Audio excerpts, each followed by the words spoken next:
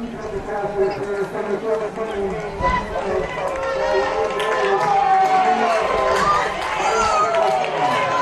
a pass interference against the Olympians. That'll put the ball at the 2-yard line. First and goal for the Rustlers. David Garza, his 4th season as a referee here in the SCFA. Kalbacher under center for the first time tonight. The handoff goes to the linebacker, Wolf Ratzlaff, and he climbs over left guard and into the end zone. Touchdown, Rustlers.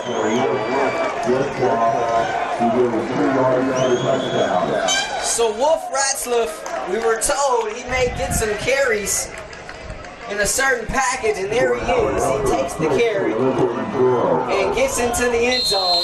Rustlers lead this one 6-0.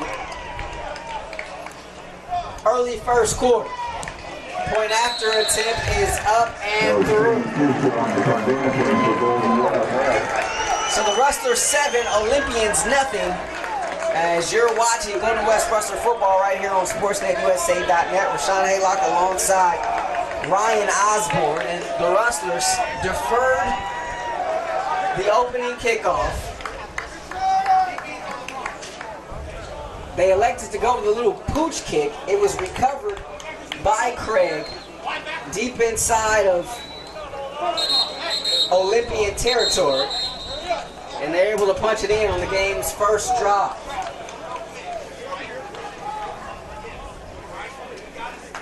We have also a quick SportsNetUSA.net scoring update. 7-0, Fullerton on top. They score on their first drive as well. You can also listen to that match with Corey Nalen, Mark Pavlovich on the call from RCC. But keep watching this one. Hornets trying to bounce back from last week. Felt they maybe should have handled these Rustlers a little bit easier. Instead, they did not. They certainly got a tough task on their hands against RCC. We put up, what, some 600 yards of offense last week in the opener? 620 and 280 on the floor. On the ground, rather. That's getting it done. So Jake Dunaway will take over at quarterback for the Olympians. Starts with 3 wide receivers. First pass is in the flat, it's deflected. Nice job there defensively on that defensive line by James Baldwin III, the defensive end. He was out getting some early work with Coach Harrington, defensive line coach. You see him making a play there. As the Olympians go tempo here. And some early movement up front.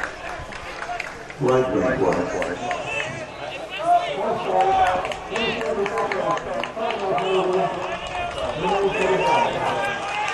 out the 14-yard line.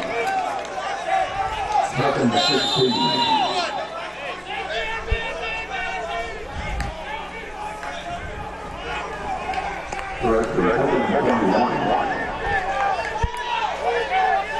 This will be a 2nd down and long. 2nd and 20 is what they're calling it here for the Olympians. There we go. Here's Dunaway. Pressure coming. The pocket collapses on him. Somehow a Houdini effort by the quarterback. He's able to turn nothing into something there as he picks up about 5. Does Dunaway. But still it'll bring up a 3rd down and long. So 3rd down and 15 from the 19-yard line for the Olympians. Ratzlaff almost had him. Dunaway escapes. This one nearly picked off. Jason Fuga was there. Had to cover a lot of ground to get there, but nearly came up with the interception. And the Olympians go 3 and out on their first drive. And you look at the eyes of Dunaway on that last attempt. He really wanted to go to his left to towards Justin Ford, where Golden West was completely covered. Cade Weaver is in to do the punting duties. David Atencio is back to receive it. He calls for a fair catch and makes it at the Rustler 45-yard line. So Kalbacher and company will come back onto the field and look to add to this 7-0 lead. 11:38 left here in this first quarter. Golden West 7, Mesa nothing, as you're watching Golden West Rustler football right here on SportsNetUSA.net. Rahshaun Haylock alongside Ryan Osborn here on a beautiful Saturday night in San Diego.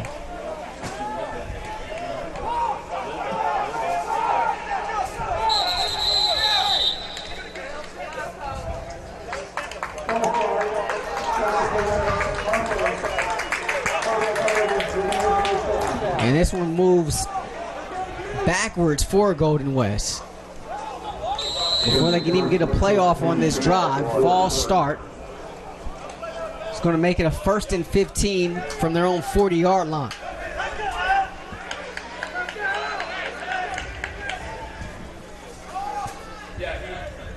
Valdez is the deep back. Quickly out. Is thrown right to the original line of scrimmage and caught over there by Ratzliff. Pickup of 6 on the play. 2nd down and 9. There's Anthony Barksdale making the tackle there for the Olympians.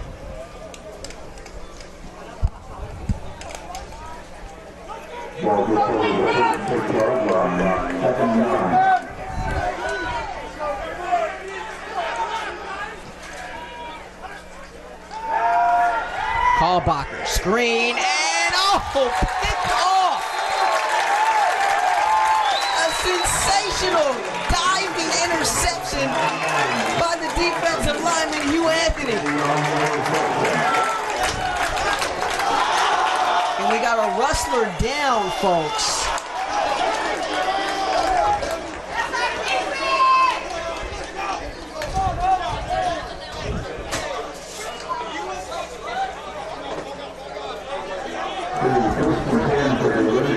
Can't quite see a number. We're told that is Bo Kalbacher, the Rustler quarterback, who was down at the end of that play. He's up and able to walk off under his own strength. You see him talking to the offensive coordinator, John Schiff, on his left. As Kalbacher walks off, but his first interception of the season, and a fantastic diving catch there made by Hugh Anthony. And Anthony was actually working past the double team, one of which was David Whitney. He only had one arm to tip that ball away, but still was able to track it. So Dunaway will go back to work. Nice field position for the Olympians. First play is a run and nowhere to go, as James Baldwin is able to get into the Olympian backfield and make the play. So Jake Dunaway, the backup quarterback for the Olympians, in there in place of Trey Cox. Cox, the transfer from Victor Valley out of North Little Rock, was knocked out of the game last week. Dunaway came in to fill in for him, was 9 of 25 with an interception in the loss to San Diego Southwestern a week ago. This time he escapes, keeps the play alive, and throws it over the head of the intended wide receiver, Scales.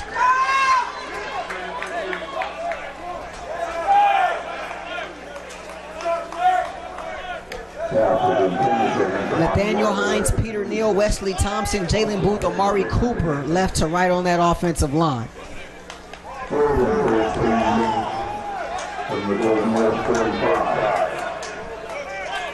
Dejon Smith in there, the wide receiver, along with Antoine Ware, LaRon Scales. The deep back is Avion Irvin. They try to set up a screen and nowhere to go. Big time hit there by David Aldapa.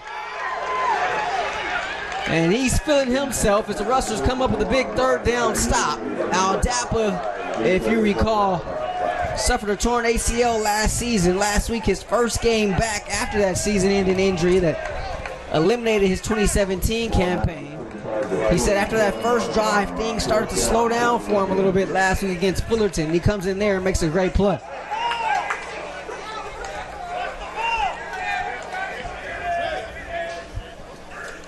And look at here, a new face, Darius Maxwell, back to receive this punt for the Rustlers. It's a short kick, though, and Maxwell won't even be able to field it as it bounces out of bounds at the 23-yard line of Golden West. Maxwell, wide receiver out of Fort Lauderdale, did not see any action last week, but was cleared to play this week. There were some paperwork issues that had to get resolved. They've since been resolved. He's one of 3 players to get cleared by the Rustlers, along with Dwayne Roper, who we may see get some time at tailback today, and also Baldwin Wilson. As I mentioned that, Dante Swain moves in motion. Kalbacher is back in there at quarterback and is going to keep it on the zone read. Taken down at the 29-yard line. 6-yard pickup brings up a second down for the Rustlers.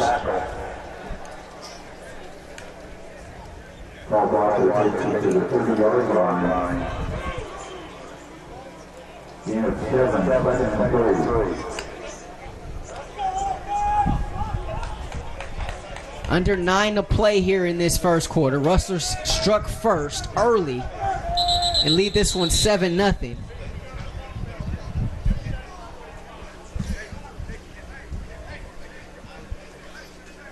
There's a play clock issue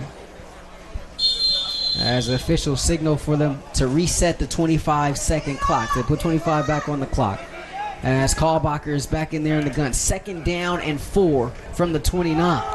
They hand it off on the left side to Swain as he's able to mosey through on that left side and crawls up to the 35-yard line. Enough for a first down. 5-yard pickup there for the Rustler tailback.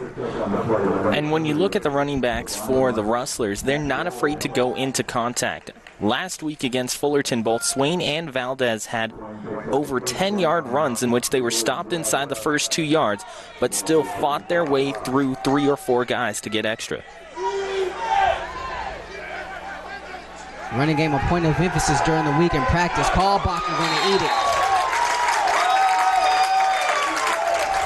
We talked about the offensive line if you were with us last week, and maybe they played a little bit above their heads, but certainly a much better effort than expected against a talented Fullerton front. Gave up just 2 sacks last week, and I say just 2 because you just say the name Joey Noble, and you figure that's good enough for 2 sacks in itself, right? For the Fullerton College Hornets, but they gave up only 2 last week. They gave up their first one here tonight. And that is going to be Isaiah Sales who gets it. And Sales, the hybrid defensive end linebacker out of San Antonio, Texas. So a loss there of about 7. Here's Kalbacher on 2nd and 17. Goes left side and incomplete. A little miscommunication there between he and Ratzliff. Ratzliff running a little comeback there. And I think Kalbacher expected him to run about 15. Ratzliff ran about 10 to 12. 3rd down and 17 for the Rustlers at their own 28-yard line.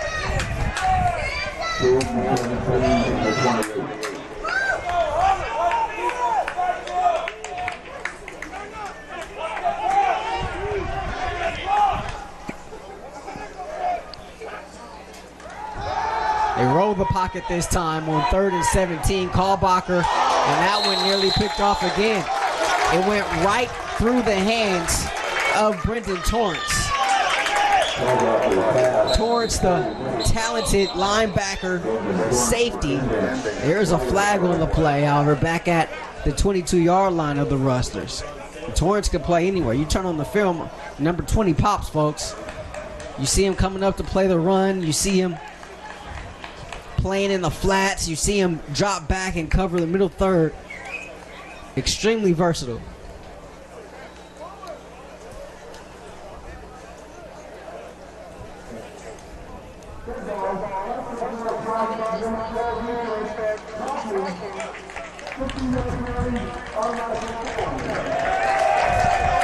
So a gift here for the Rustlers. Dead ball, unsportsmanlike conduct against the Olympians.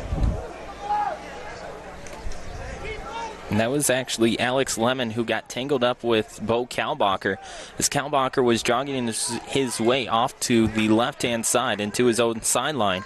It was Lemon who stepped in front of him and picked up that unsportsmanlike.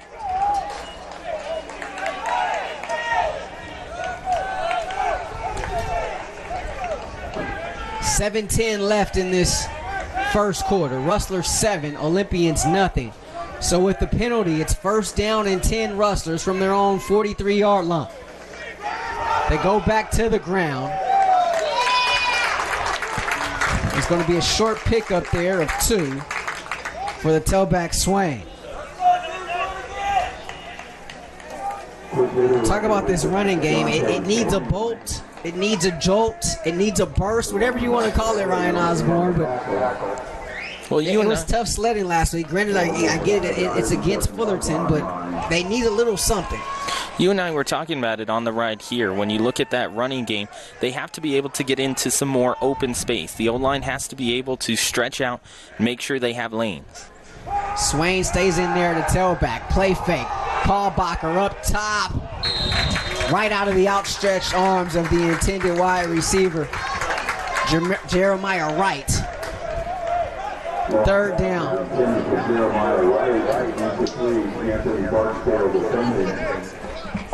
Once again, Anthony Barksdale on the covers. We've called his name a lot tonight. The rangy sophomore corner out of New Jersey. And he's a player that this coaching staff likes a lot.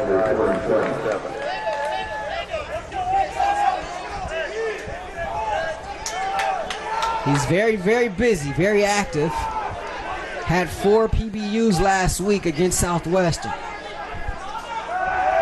3rd down and 6. Kalbacher, and he overshot his receiver, Sashi Penn. Double coverage over there.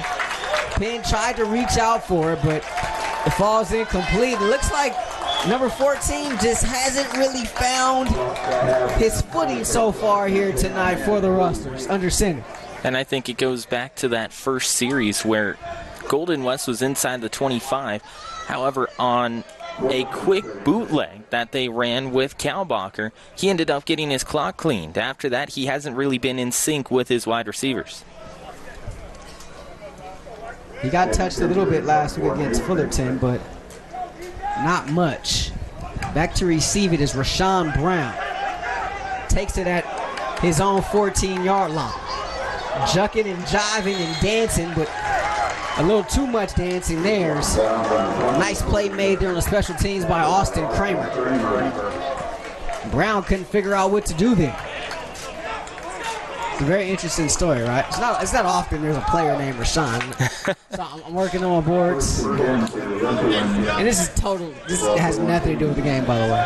I'm working on my boards, right? And I come up on this number 80 fella, Rahshaun Brown, and his name only has 1 H. My name has 2 H's. So each time I tried to type his name, I wanted to add that extra H, but I had to refrain from doing so. It took me about 5 times, believe it or not, before I got it right. 6:08 left, first quarter. 1st down and 10 Olympians from their own 18-yard line. Denonway back to work. Rolls out. Incomplete. Rustlers playing short-handed tonight along that defensive line. The player of the week last week for them defensively, Jalen Harrington, out of the lineup with an injury. They expect to have him back hopefully next week, but still not quite sure. So it'll be James Baldwin, who we heard of earlier, Austin Cooper, Roman Neomata, VJ Malo on that front 4. Myron Iava will rotate in there as well.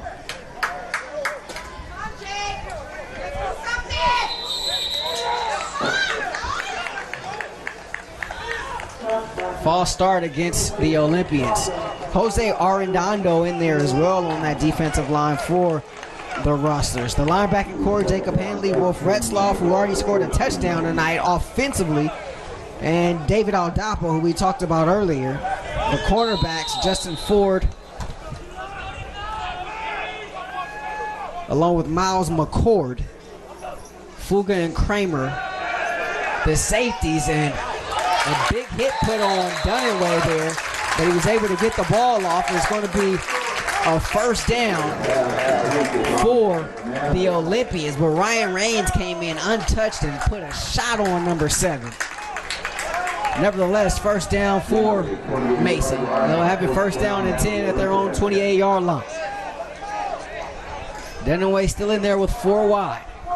The sun still hasn't completely set, so you got some shadows on certain parts of the field. Quick throw out here near side, and trying to find some spaces. The wide receiver, Dejon Smith, gets up to the 41-yard line.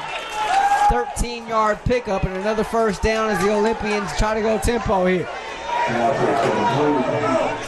Jacob Hanley, Sean Branch with the tackle.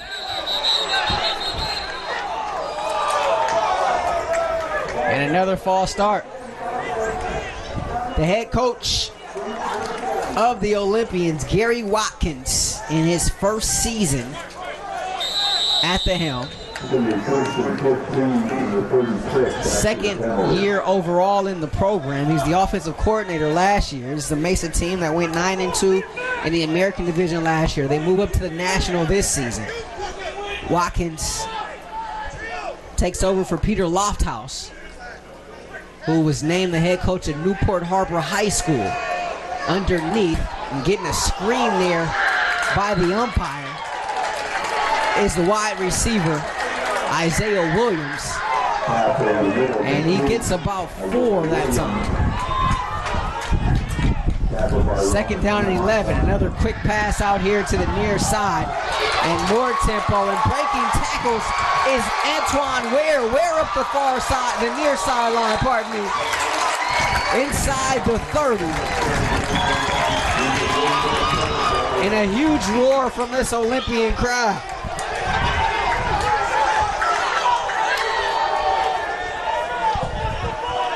First down and 10. Mesa at the Golden West 22-yard line. A quick slant this time to Smith. So Dunaway finding the rhythm. He's just dinking and dunking. And his receiver is able to find a little bit of space, namely Ware on the play prior. 7 yards on that last pickup to Smith. Second down and 3. They go on the ground this time. It's going to be enough for a first down. Up to the 10-yard line. 6-yard pickup on the run.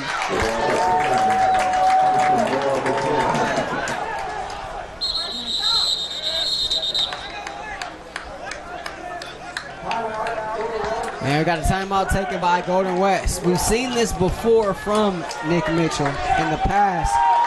Almost like a basketball timeout where you try to stop the team's momentum. So he takes one here. It comes with 3:44 left in this first quarter. The Rustlers up 7-0, but defensively on their heels now.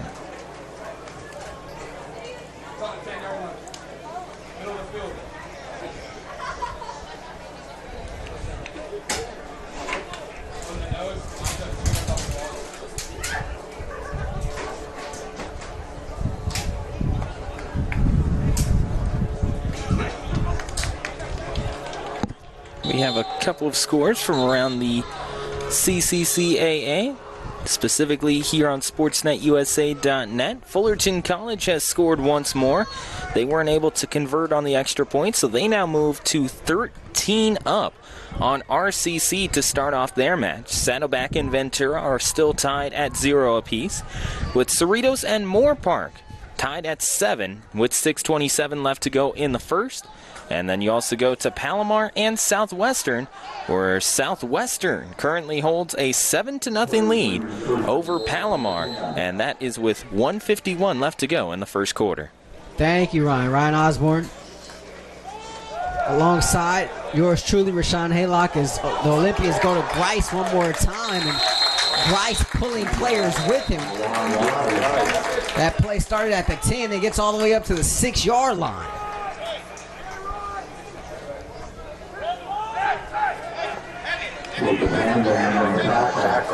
So 2nd down and goal from the 6. This tempo has really helped out this Olympian offense here. You can't run tempo unless you get first downs, and the Rustlers, for their part, have not done a good job of tackling. Play fake, nearly a sack. Dunaway escapes again, throws it, intercepted. Oh, nearly intercepted.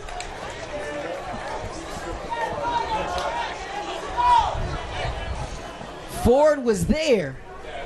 Looked like he came away with it, but just a PBU. He had it and ended up losing it. Rahshaun, it's interesting to note, just as you said, they weren't able to tackle very well on this last series. James Baldwin III has Dunaway wrapped up, but can't finish. And we seen him do that last week, too, against Fullerton. Baldwin, still a work in progress. Spent years as a minor league baseball player. Here's Dunaway with 7 left on the play clock. 3rd and goal. Jump pass. End zone. Caught. Touchdown. Mesa.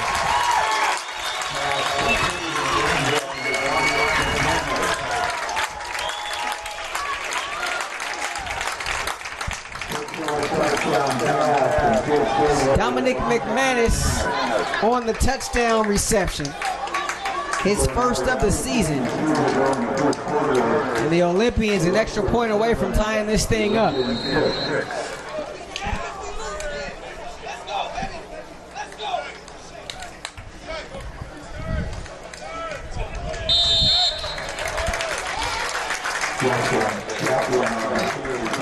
Extra point by Justin Kaplan is good. So we're all knotted at 7 apiece. 2:53 left here in this first quarter. Rahshaun Haylock alongside Ryan Osborn. While we have a second, folks, let us remind you that Golden West Rustler football on SportsNetUSA.net is brought to you by Miller Toyota of Anaheim, where service and parts is open 7 days a week for your convenience. Check out the alignment, brake, and oil change specials on the web at MillerToyotaofAnaheim.com. Located at the 91 and Euclid, Miller Toyota of Anaheim supports community college sports and education. Rustler defense showed little resistance on that last drive against the Olympians. Of course, a huge chunk of it came on that big play from Dunaway to Antoine Wares. Golden West unable to wrap up, and Ware was able to break a couple tackles and get up this near sideline and deep inside of Golden West territory. So Kaplan will put it on the tee.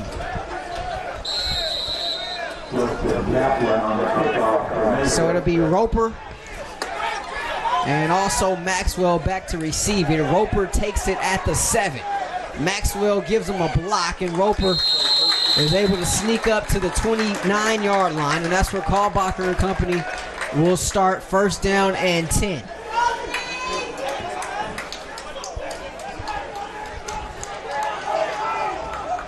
Kickoff returned by Dwayne Roper. Tackled by DJ Dodson. Interconference final for Golden West. Long Beach ends up losing to Mount Sac by 7, 43-36. Absolute gun show in Walnut.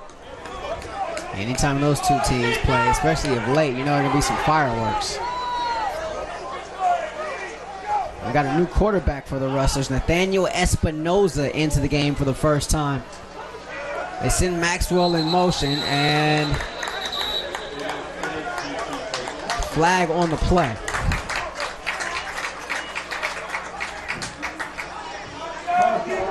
False start. against the Rustlers. The plan last week was to play both quarterbacks, Bo Kalbacher and also Nathaniel Espinoza, the freshman out of Corona Del Mar, but Kalbacher played so well they just couldn't take him out of the game. And so enter Espinoza, the freshman, for the first time this season. Completed 62% of his passes, threw for 2,460 yards, 29 touchdowns, just 4 interceptions last year as a senior. And here he is spinning his way up to the 35-yard line on 1st and 15. Able to pick up 9 on the play. And you like the fact that Espinoza wasn't afraid to go right into the contact. He ends up staring down Reginald Prince. And Prince, even though he lays a good shot on him at the end there, Espinoza still bodies him up and tries to move the football forward. So Maxwell is in the slot towards the bottom of your screen. They put him in motion, and we're going to have another flag. False start. So the one thing the Rustlers did well last week was they didn't have too many penalties by their standards. Still 10, but we've seen these numbers through the years kind of climb up deeper into those double digits. Just 10 penalties last week, but for only 69 yards. So, but tonight they are certainly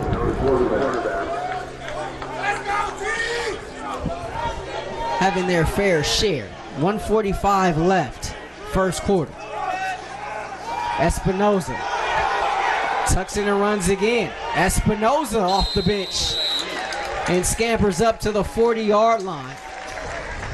10-yard pickup and a first down for the Rustlers. So Kalbacher, he can hurt you with his arm, but Espinoza has showed quickly here coming into the game that he wants to use those legs, and I think more importantly, John Shipp, the offensive coordinator, wants him to use those legs. It's a couple of design runs here for the freshman out of CDM. And it's that change of pace that keeps the San Diego Mesa defensive line off balance. They're not sure where the point of attack is going to come from.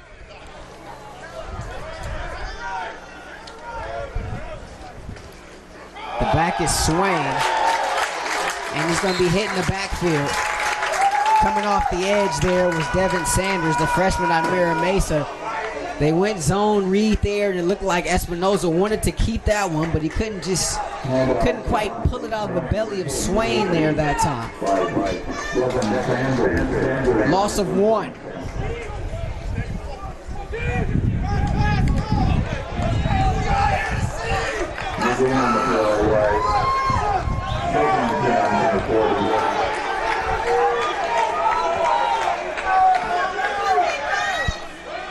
Second and 11 from the 39. Espinoza going to run it again. Espinoza spinning across midfield. Another first down for the freshman quarterback out of CDM as he gets it inside of Olympian territory. They mark him down at the 49-yard line. 11-yard pickup. And an absolutely beautiful block by Sashi Penn on the left-hand side. He ends up going out to the left and picks up Cade Weaver. Weaver was the only guy who could have gotten to Espinoza within 5 yards, but luckily Penn is there, and it's a first down for Golden West.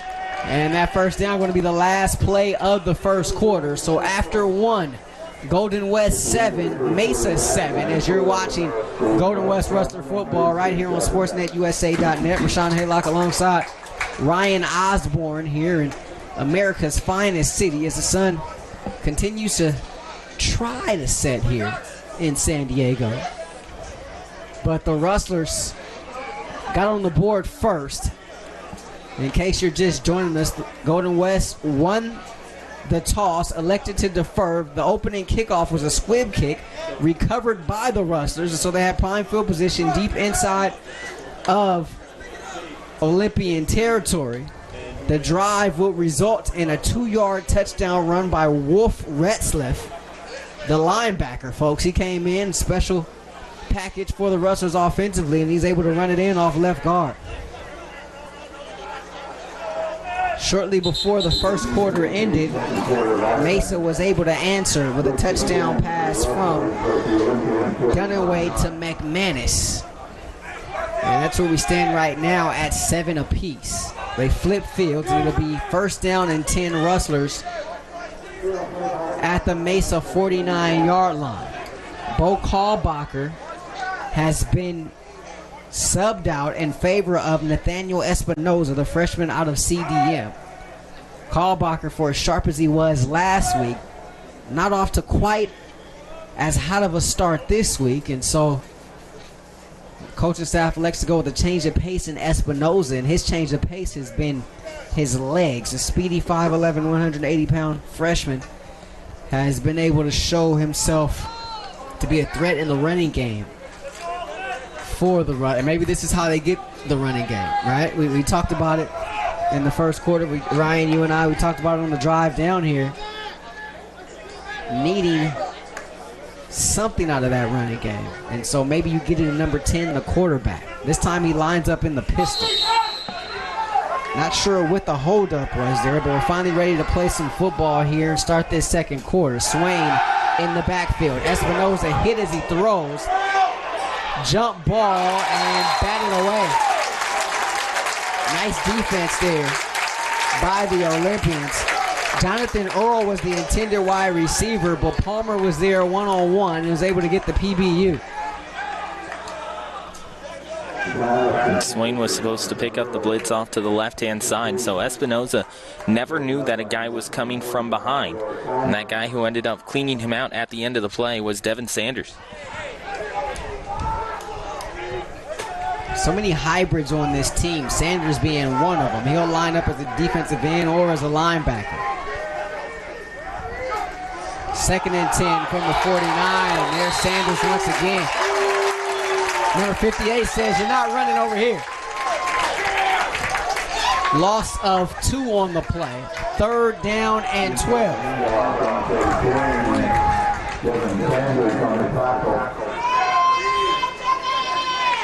Sanders on the defense for the Olympians.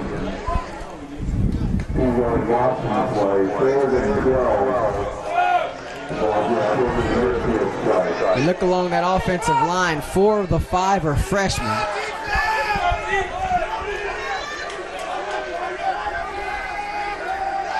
They go 4 wide this time. Espinoza going to roll out. Throws it on the run. This one hits the shoulder pads of the intended wide receiver, flies out of bounds. Meanwhile, there's a flag coming from this near sideline. Maxwell was the intended wide receiver on that last play, but let's see what the flag is. All the action was going to that far side. And it looks like there may have been an eligible downfield against the Rustlers.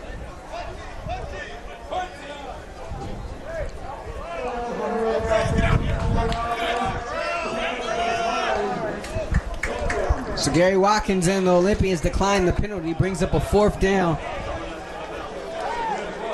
and entered the punting unit.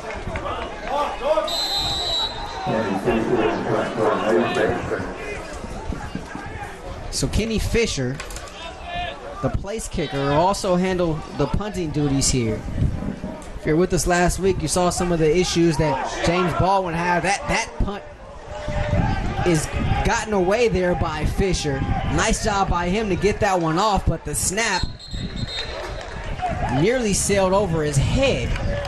My goodness. And even though that snap ends up going up over top and he has to corral it, he's still able to pin them inside their own 10-yard line. Ball's going to be spotted at the 9. So nice job of making sure that he stays under composure and still gets a good kick away and made solid contact.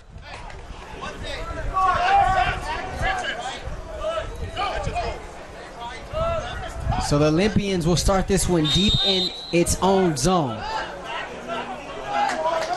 1st and 10, Mesa from its own 10-yard line. 2 backs for the quarterback, Dunaway.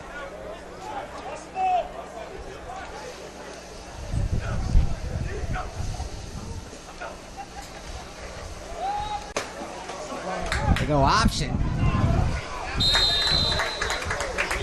Jose Sanchez taking the pitch and picking up 3.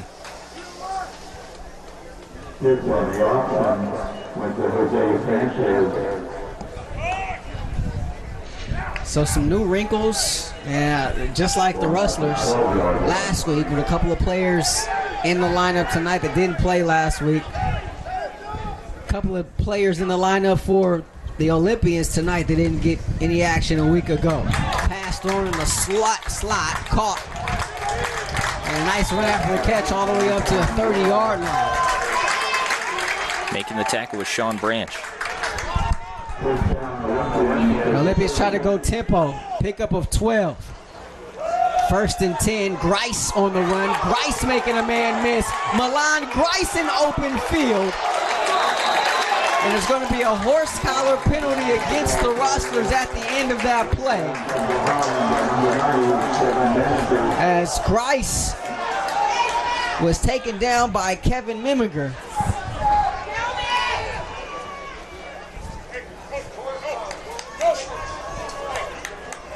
$27-yard run by Milan Grice, and you're going to tack on a couple of more, it appears.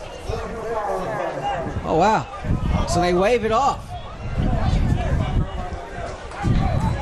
And that's all you saw too, Rahshaun, because Meminger caught him from behind and grabbed that collar, pulled him back. But they'll wave it off. So pickup of 27 and a timeout taken by Golden West. Second charge timeout for the Rustlers. 12:51 left in this second quarter. Rustlers on their heels defensively in this 7-7 affair. And Golden West Rustler football on SportsNetUSA.net is brought to you in part by Miller Toyota of Anaheim. Go to their website for today's deals on used cars, including Toyota certified pre-owned vehicles. On the web at MillerToyotaofAnaheim.com. Located at the 91 and Euclid, Miller Toyota of Anaheim supports community college sports and education. Missed tackles, an issue last week, starting to rear its ugly head again here tonight against Mesa for the Rustlers. As you just saw that last gain there by Milan Grice as he picked up 27 on the play. And thanks in large part to the Rustlers not being able to get him on the turf.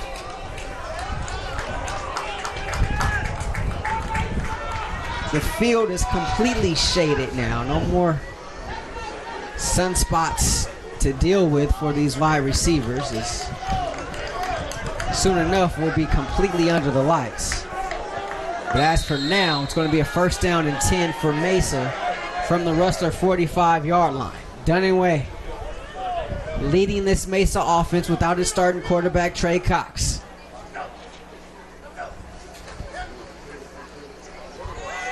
Dunaway going to keep it. He was able to run away from Orodondo there. Picks up 9 on the play. Up to the 36-yard line. 2nd down and 1. Dunaway looking up top. McManus caught. Touchdown, Mesa.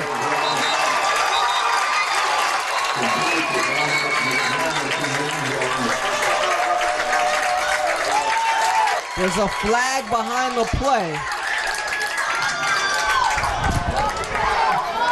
against the Rustlers. It's going to be a roughing the passer. Mesa will decline it. The touchdown will stand as the Olympians have scored 13 straight to take its first lead of the game. And that's an absolutely beautiful job working against Miles McCord. McCord even had the inside position, but that ball was placed perfectly toward the sideline. It goes back shoulder, and he's able to haul in that catch for a touchdown. Dunaway had no touchdown passes last week. He has 2 here in this first half. And the Olympians are up 13-7. At this point after attempt to come. Christian Zamudio to hold. Kaplan the kick. 14-7 Mesa. Brandon McManus was the surprise of training camp for this Olympian ball club. They didn't really expect him to be a contributor this early. But Coach Watkins says he comes from a blue-collar high school program in Ramona High School nearby here in San Diego. Has that lunch pail mentality, and he's came in here and just worked.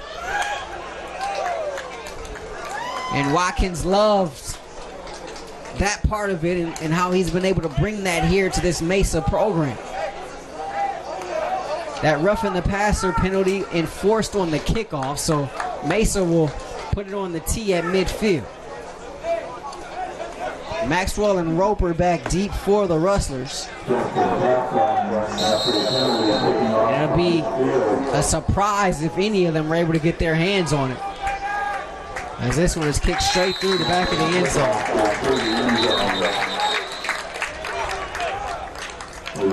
So if you're the Rustlers, where do you go here offensively? Do you send Espinoza back out there, or do you throw Kalbacher back out there offensively at quarterback?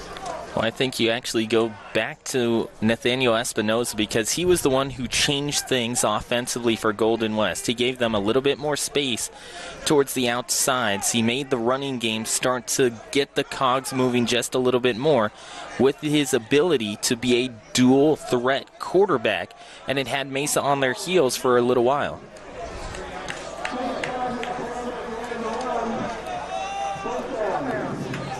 And while Kalbacher was very good last week, he just hasn't been able to place his throws in sync with his wide receivers this afternoon.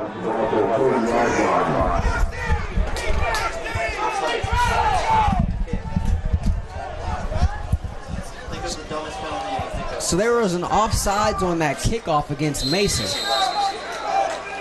So the Rustlers will take it first down and 10 from their own 30. Espinoza back in there at quarterback. The deep back is Roper. Espinoza, and that one through the hands of Ratzliff. The passing game just not in sync here tonight. And it was splendid last week against Fullerton. But so far tonight, unable to get it going, and that's either quarterback. And you look at Ratzliff, that's the second time that he has been looking in the opposite direction of where the throw is coming from. Clearly not on the same page with his quarterbacks here. Or the quarterback's not on the same page with him either way. Another incompletion, 2nd and 10. Here's Espinoza from the 30. Keeps it himself, lowers his head, and he's going to take a big shot by the cornerback, Hunter Allen, after a pickup of 3. Hunter Allen, one of the stars of this defense last week, made some plays defensively, also had a blocked field goal and recovery. One of the better plays on special teams you'll see all season long. Came off the edge, blocked the field goal, got up and recovered it himself. 11:40 left. 2nd down and 7 for the 37. Espinoza steps up, Ratzliff, and that one too tall. 4th down. So even though we talk about trying to jumpstart this offense for Golden West, they just haven't been able to get things going offensively. And even though, as you mentioned, they tried going to Kalbacher, they tried going to Espinoza, now their offense is just stalling.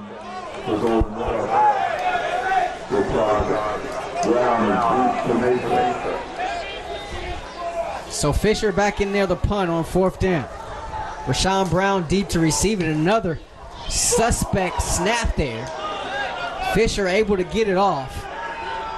Brown going to let this one roll, and it takes a Rustler roll all the way down to the 21-yard line of the Olympians, and they'll start there 1st and 10. Rustler defense has given up 14 straight and relinquished the early lead that they had here, and they've been on their heels. And one reason they've been on their heels is because this Mesa team has been able to go tempo. And one reason they've been able to go tempo is because this Rustler defense hasn't been able to tackle.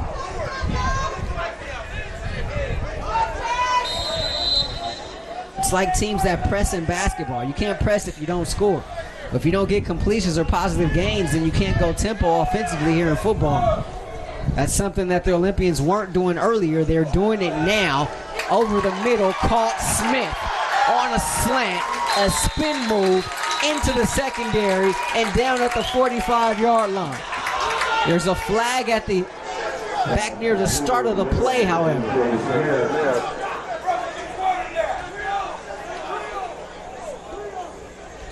Going to be a hold against the Olympians. You can hear some of the Mesa fans wanting to roughing the quarterback, but instead it's going to be a hold, so a break there for the Rustlers defensively.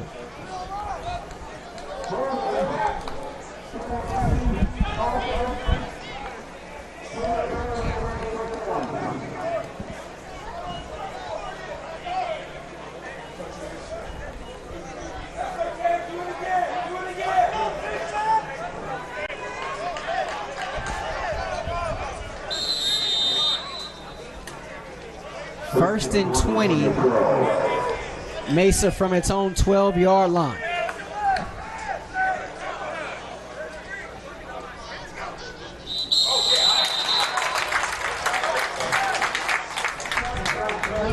And a false start against the Olympians. The home crowd was clapping. We're right above the home cheering section, so any clapping or cheering that you hear most likely is going to be of Mesa fans here tonight. They were clapping and cheering because they saw the Rustlers jump, but the Rustlers jumped because there was some movement up front. So first and 25 now. Are you kidding me? Another false start. Wow. Ryan Osborn, I can't count this high. Where are we now? Are we at, is it 30? It's near 30, because it would have been half the distance to the goal since it was close.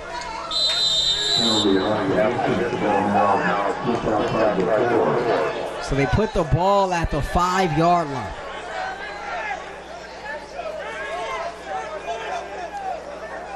So first and 28, Dunaway, play fake. And a nice low ball thrown there where only his guy could catch it. And the catch was made there by Tommy Thompson.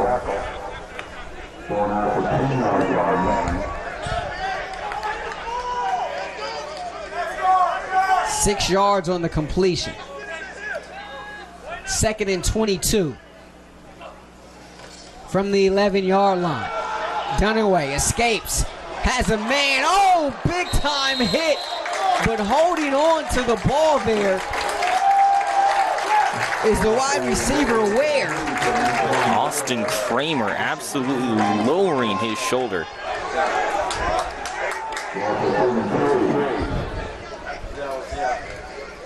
And they get the first down. Here's Grice again. So Grice spinning up across the 35-yard line to the 37.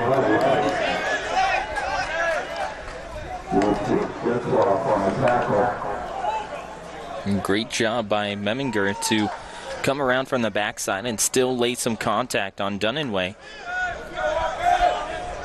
Second and 6. Olympians from its own 37-yard line. Dunaway escapes again. Throws it on the run. Pass is going to be caught, but a big hit there. Coming up out of the secondary is Dissett to make that play for the Rustlers, but not before another first down.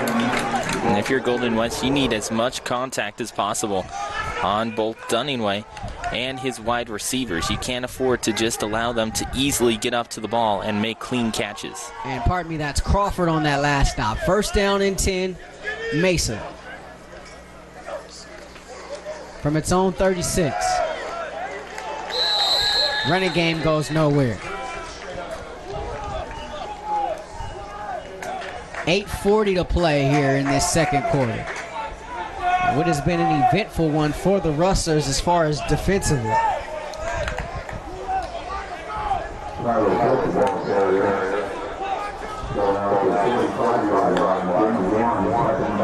This drive started with the Olympians facing a 1st and 28. It's now a 2nd and 9 from the 45-yard line. Bad snap. Dunningway still alive. Dunningway downfield, incomplete.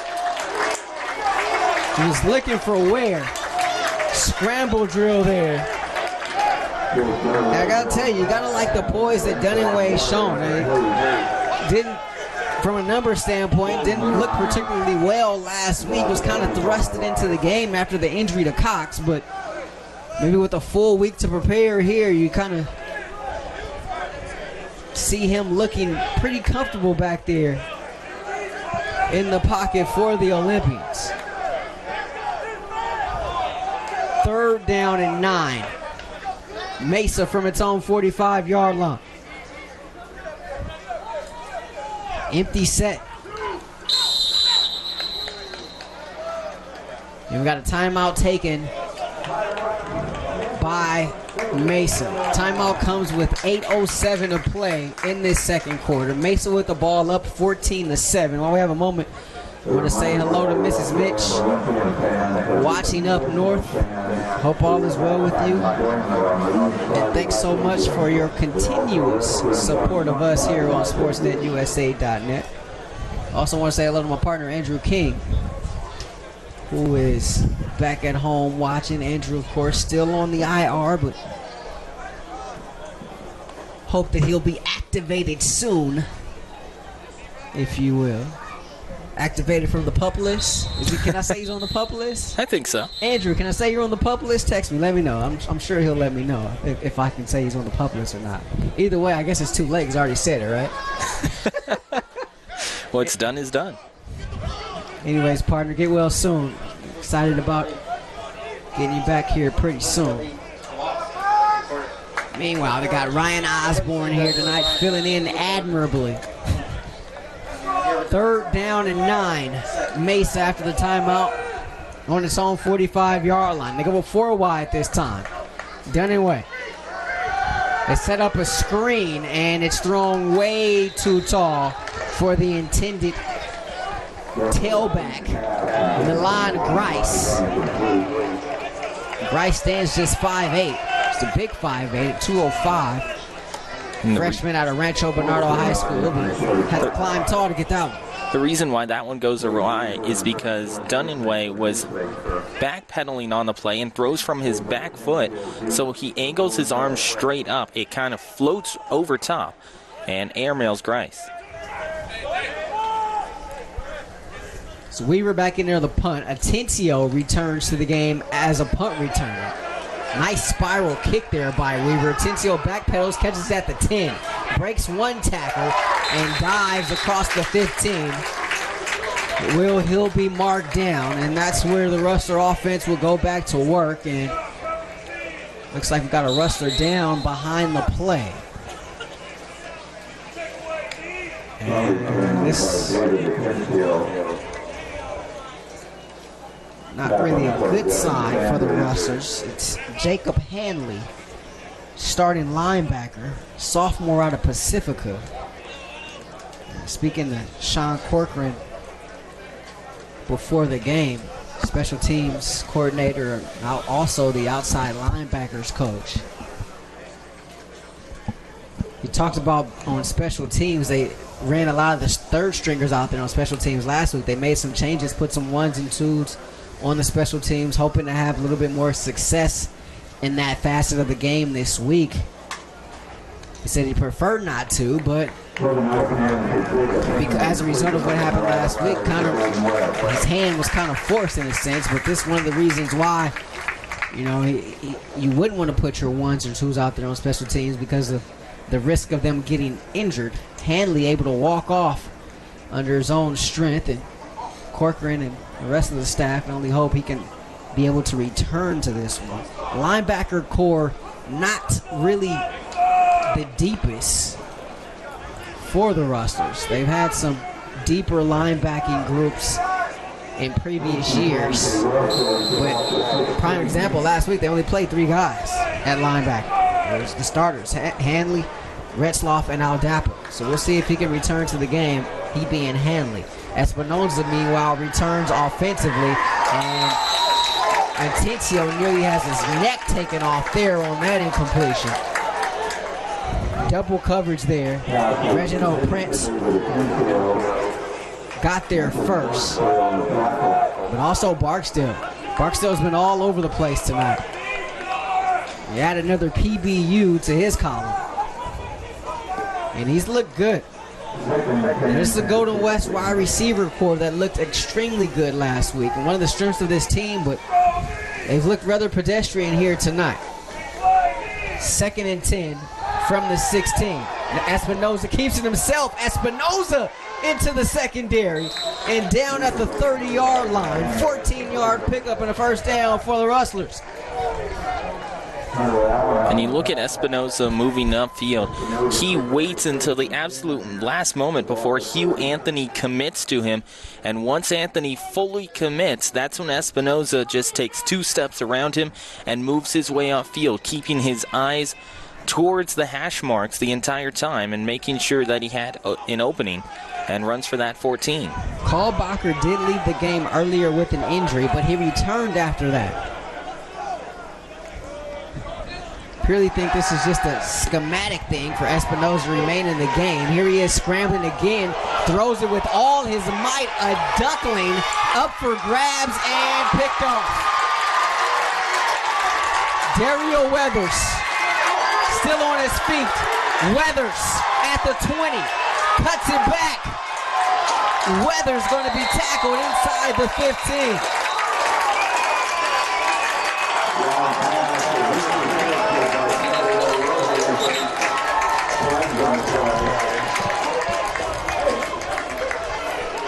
And that ball just looked like it slipped as soon as he got ready to let that one go. He goes into that absolute Hail Mary mode and is still able to end up tossing it downfield. Unfortunately for the Rustlers, it ends up as just a dead duck going up and wobbling its way to the 35.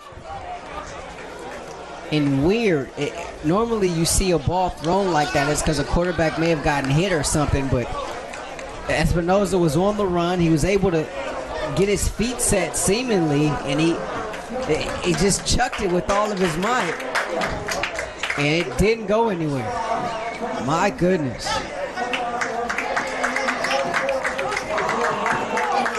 We've seen a lot of things in college football over the last couple of years with the turnover chain, and the University of Miami, Texas A&M had something as well. Tennessee had a turnover bucket.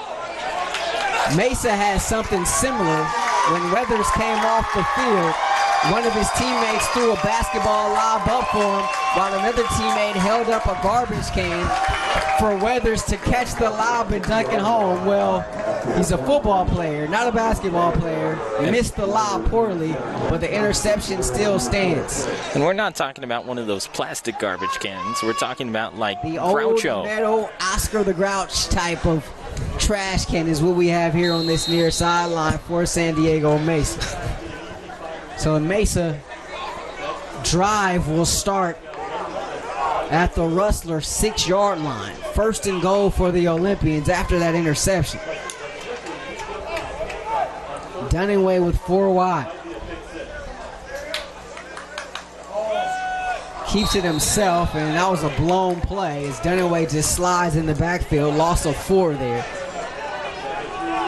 And you want to talk about composure. Dunaway quickly realized that he had no options to his right-hand side and was presented by a 3-person wall by the Rustlers. And so he, rather than trying to extend the play and possibly lose it, he just goes to the floor and ends it. 6:14 left in the half. Dunaway on 2nd and goal from the 10. Dunaway in trouble. Dunaway tries to escape. Dunaway still alive, finally taken down in the backfield. Steven Cruz on the sack. Brings up a 3rd down and goal after that loss of 9. It'll be a 3rd and goal from the 19-yard line.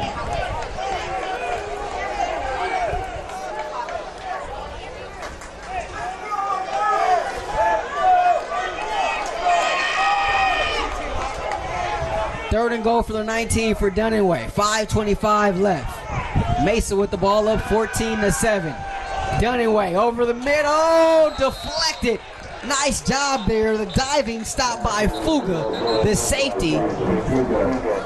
But there is a flag.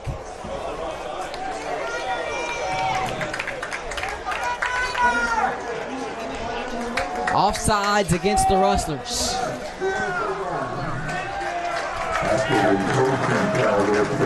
So 5-yard penalty. They'll spot this one at the 14. So 3rd and goal from the 14-yard line for Dunaway. 5:18 left in this half.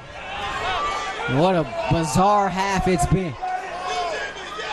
4 wide for Dunaway.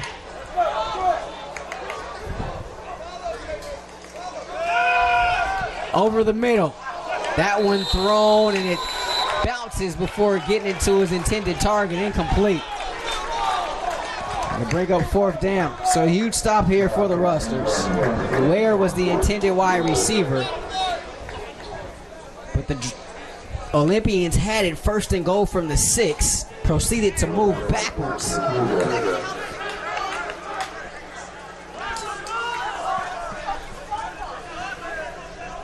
And holding the Olympians to just 3 here would be considered a win. Kaplan to attempt the field goal. Zamudio the holder. This one going to be from 31 yards. Low snap. And the kick is no good. Bad snap there by the Olympians. And Kaplan never really had a chance there. And Golden West will take it because before the match started, in pregame warm-ups, Kaplan, while he was trying to warm up and find his range here at San Diego Mesa Field, or Merrill Field, excuse me, he was trying to find his range and only hit 7 out of 16 that he attempted. So Golden West will be perfectly fine if they have to force San Diego Mesa to go after field goals tonight. So Rustlers take over 1st and 10 from their own 20. First play is a run, and it goes for a loss. Valdez taken down for negative yardage. Before the season, he's in the negative, rushing the ball. Tavon Valdez, the sophomore out of Alpharetta, Georgia, is a player this team has to get going. We've seen what he can do when given a little bit of space. Just has not been able to find that space. 2nd and 11 from the 19.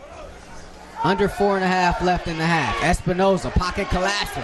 Espinoza on the run and over the head of his intended wide receiver, incomplete.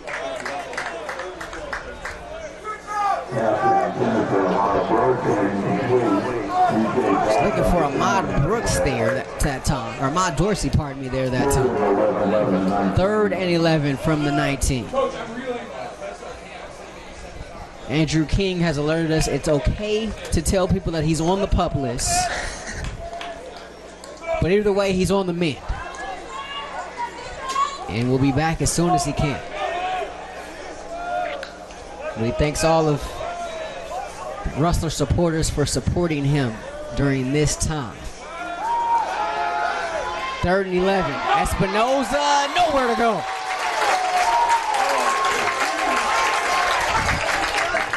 Big first half for Hugh Anthony. An interception, and now you can add a sack to that as he stalls the Rustler drive. And back comes Fisher to punt. We got a tied game here on SportsNetUSA.net at the half between ELAC and OCC. Dan Godino on the call. They're all knotted at 7 apiece. Nice snap, and Fisher's able to get it away. This one takes a nice Rustler roll across the 45, and it will be down at the 42-yard line of the Olympians with 3:20 to play. Ryan Osborn. What's up with these Rustlers, man? Well, when you look at them on offense, it's been something different each and every time. You look at their second series of the afternoon, and it was stalled by 3 straight penalties against the Rustlers as they tried to move upfield. Last time, it was Espinoza who ended up getting sacked, and on this case, it was an incompletion downfield and a sack once again. Dunning-Way out of the pistol, 1st and 10 from his own 42-yard line. He's been splendid in this first half, already 2 touchdown throws. This time a little quick pass to the outside. And it's going to be a pickup of 6. Yes, that was Dejon Smith there making the catch. From here, it looked like a 7. I was like, there's no way Dunning-Way threw it to himself. My goodness. We're approaching 3 to play here in this first half. Another quick throw here to his near side. That's McManus. Gets the first down and gets out of bounds into Golden West territory at the Rustler 45-yard line. 7-yard pickup there.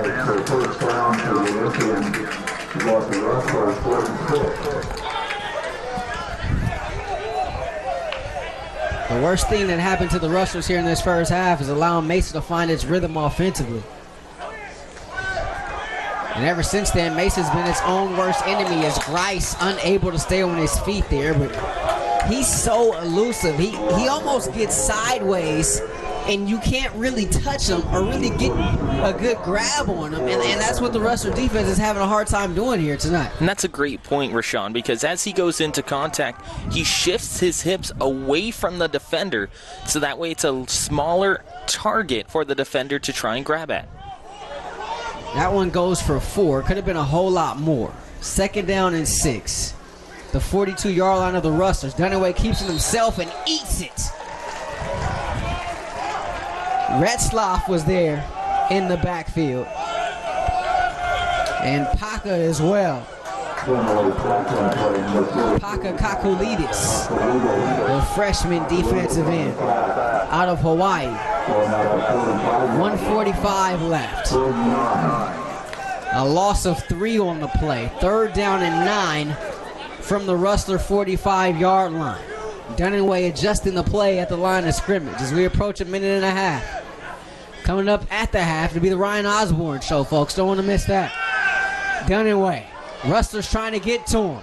Hit as he throws, and he completes it to McManus. What a play by the freshman. 13-yard pickup. McManus out of bounds at the 32-yard line. A 1st down as the sticks move on this drive for the Olympians.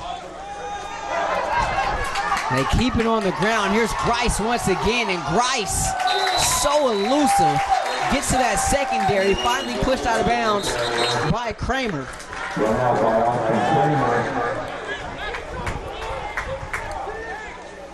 $15 yards on the run by Grice. 1:11 left.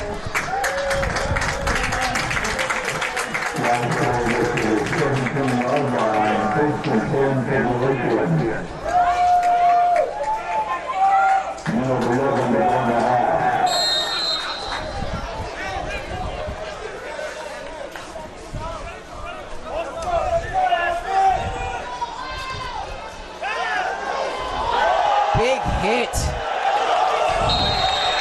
as Smith was hung out to dry there. And Jacob Ford just upended him, and Smith slow to get up.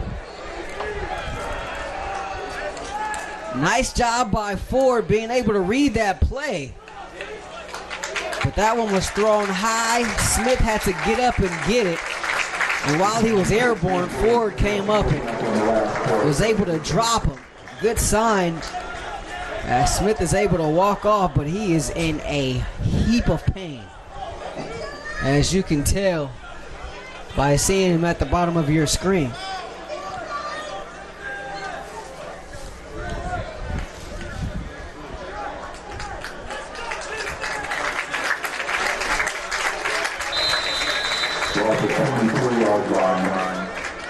Loss of 6 on the play. 2nd and 16 from the 23-yard line. Under a minute left in this first half.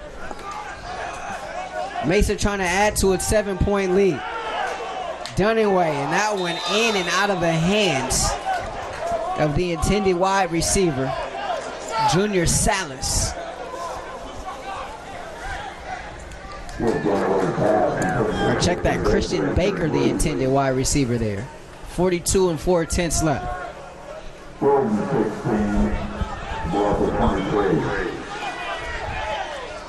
They said the biggest improvement you make is from week 1 to week 2. Last week, this Mesa team turned the ball over 5 times and gave up 6 sacks. This week, they lead by 7, trying to add to it here against Golden West, a top 25 team in the state. And Dunaway off target. And Dunaway was hit hard after that one, and he's slow to get up. And this is something that Golden West hadn't been able to do very well in the first 2 quarters, get some heavy contact on Dunaway and make him just a little bit hesitant as he goes to let go of his throws. In this case, they're able to come from behind and get him, and coming from behind was actually Kevin Meminger. So 4th and 16, the offense stays on the field. Ball at the Rustler 23-yard line. Dunaway. Over the middle and incomplete. And a late flag comes in. Wow. You figured the contact was close,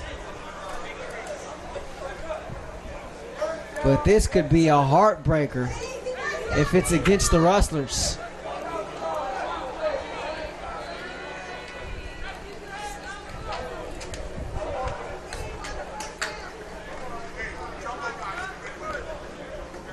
And it's tough to be able to see because up to this point, throughout the last 3 plays for for Golden West, their defense had held up pretty well. They forced 2 incompletions. They had a huge hit on the other side of the field.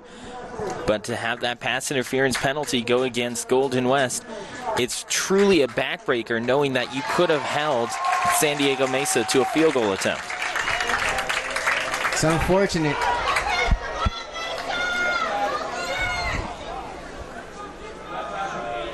It's now a goal-to-go situation for the Olympians.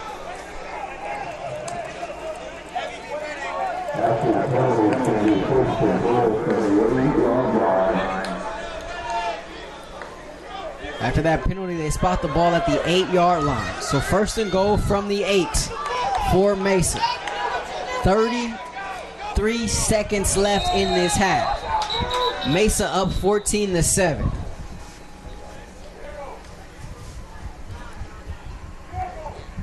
The Rustlers will get the second half kick in case you're wondering.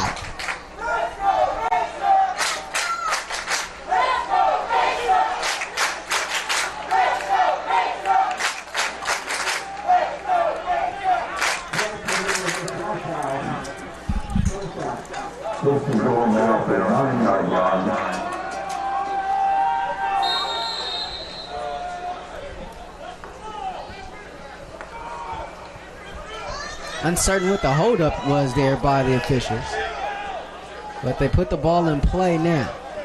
1st and goal from the 8 for Mesa.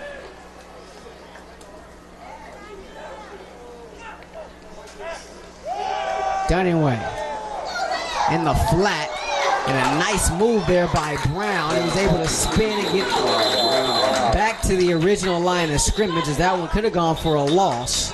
The Rustlers right on top of that one defensively. A quick timeout taken by the Olympians.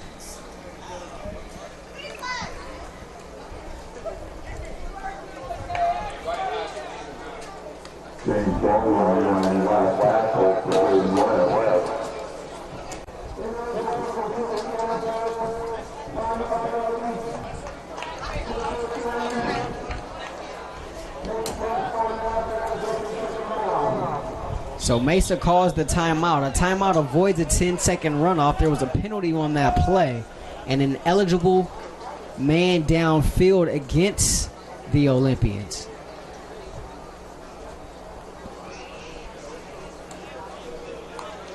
Tell you what, as much as this Mesa offense has hurt the Rustlers, this Mesa offense has hurt itself as well, and it has been a help for the Rustlers. You get in goal-to-goal situations and you move backwards. But Golden West has helped them certainly too. It's a season of giving, Ryan. I mean, we haven't even reached the midway point of September. I know people are excited to start throwing the Christmas decorations up, but goodness gracious.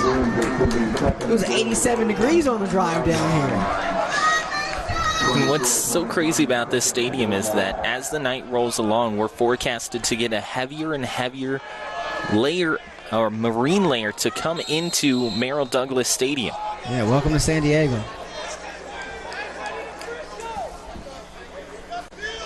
So a 2nd and goal from the 7. Done and way. McManus. Touchdown, Mesa.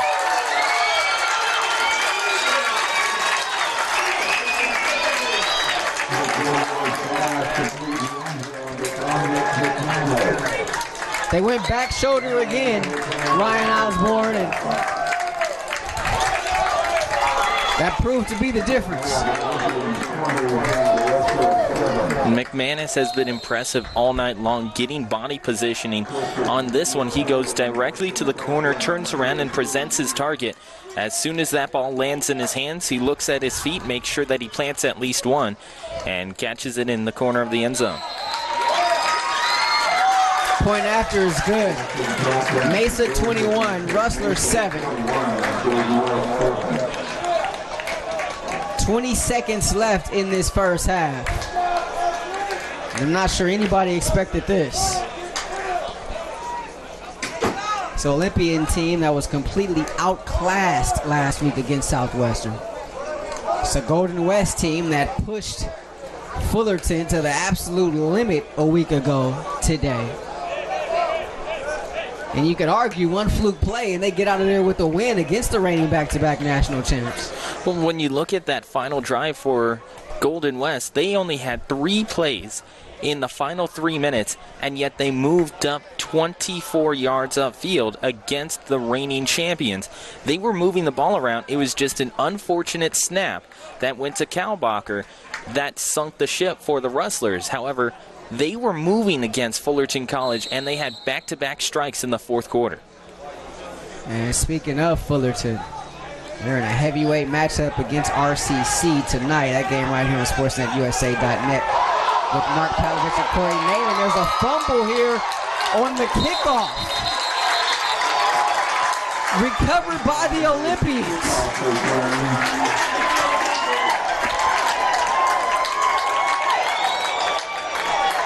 Brendan Torrance on the fumble recovery. One of the up men, it looked like J.J. Barajas.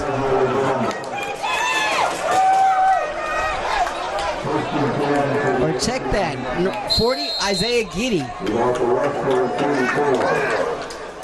And he coughed it up. It's recovered by Torrance. And the Olympians have 12 seconds here to play with. First down and 10 from the Rustler 34-yard line.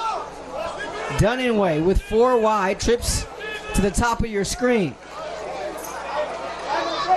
Dunninway, incomplete. And it looked like the receiver didn't know it was coming his way. That was Isaiah Williams. He was blocking downfield. He didn't look to be ready for the football at all. Unreal. That took a lot of time off the clock. 6 seconds left now for Dunaway and company. This time they flip the formation. Put trips now to the bottom.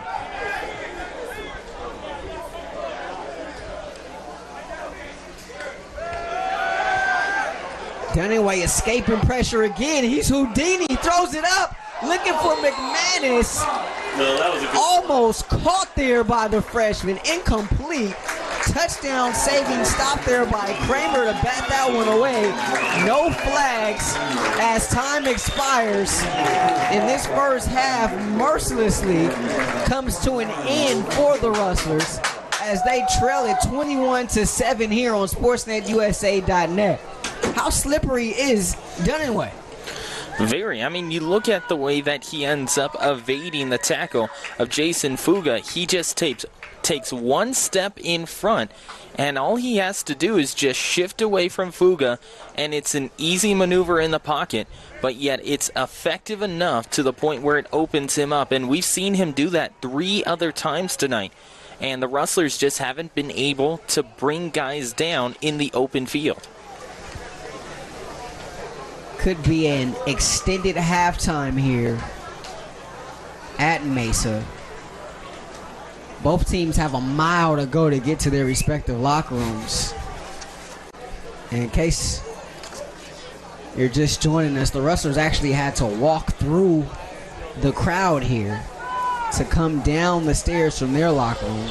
If you want a video of it, see what that looks like. You posted a video of it up on my Twitter, at Haylock on Twitter, as you can see the Rustlers having to dive through the Mesa crowd here in San Diego to go from their locker room to the field. Talking to Coach Mitchell before the game, he said he probably was going to keep the team on the field at halftime, and that absolutely appears to be what he is going to do, as they're all huddled up right now on the field right in front of their own sideline. So halftime here in San Diego, and what an interesting half for the Rustlers as they trail this one 21-7 right here on SportsNetUSA.net. We'll step aside when we come back. Ryan Osborn will get you all caught up on everything going on in the SCFA today.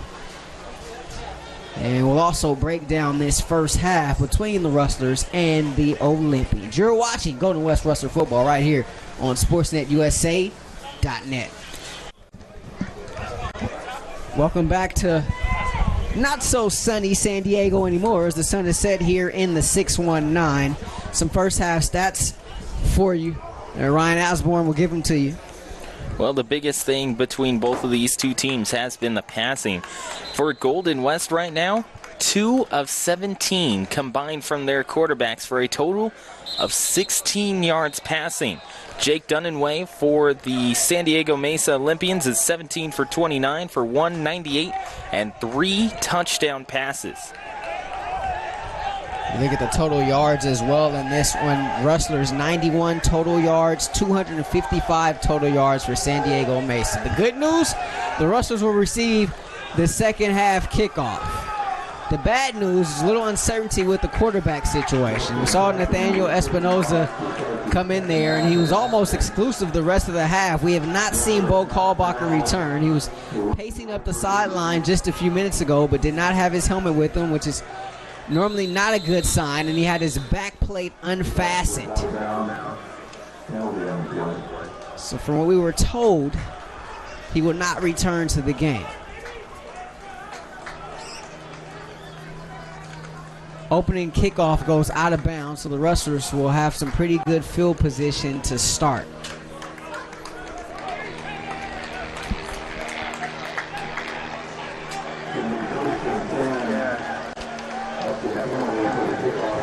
So we know that Kalbacher left the game earlier with an injury, but he returned the following series. But after that, it's been Nathaniel Espinoza the rest of the way, and Espinoza starts this second half. So we'll keep an eye on the Kalbacher situation. Espinoza, quick pass out to the far sideline, and turning the corner there is the wide receiver, David Atencio. And that's what Golden West needed, specifically Espinoza, after going 0 for 7 passing-wise in the first half. Now he completes his first and gets 15 yards out of it. Yeah, but it's coming back, Ryan. They're going to call a hold against the Rustlers.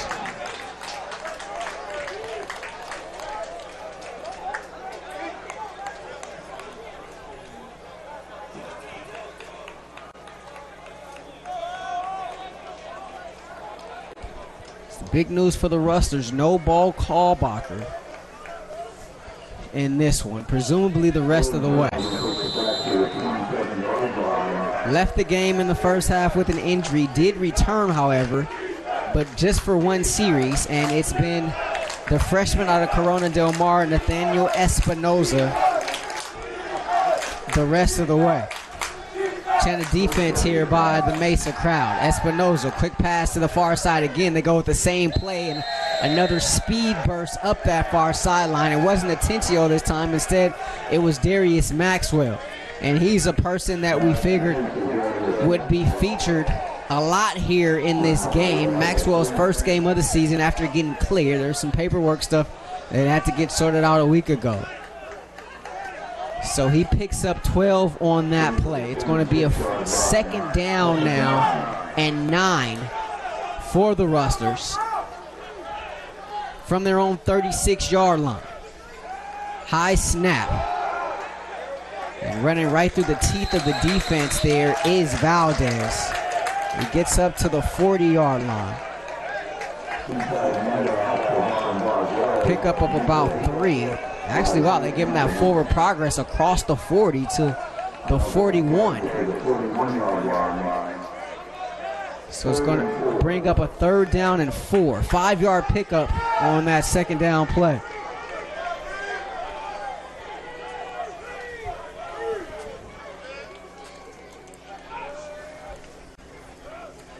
Espinoza running for his life. What a throw.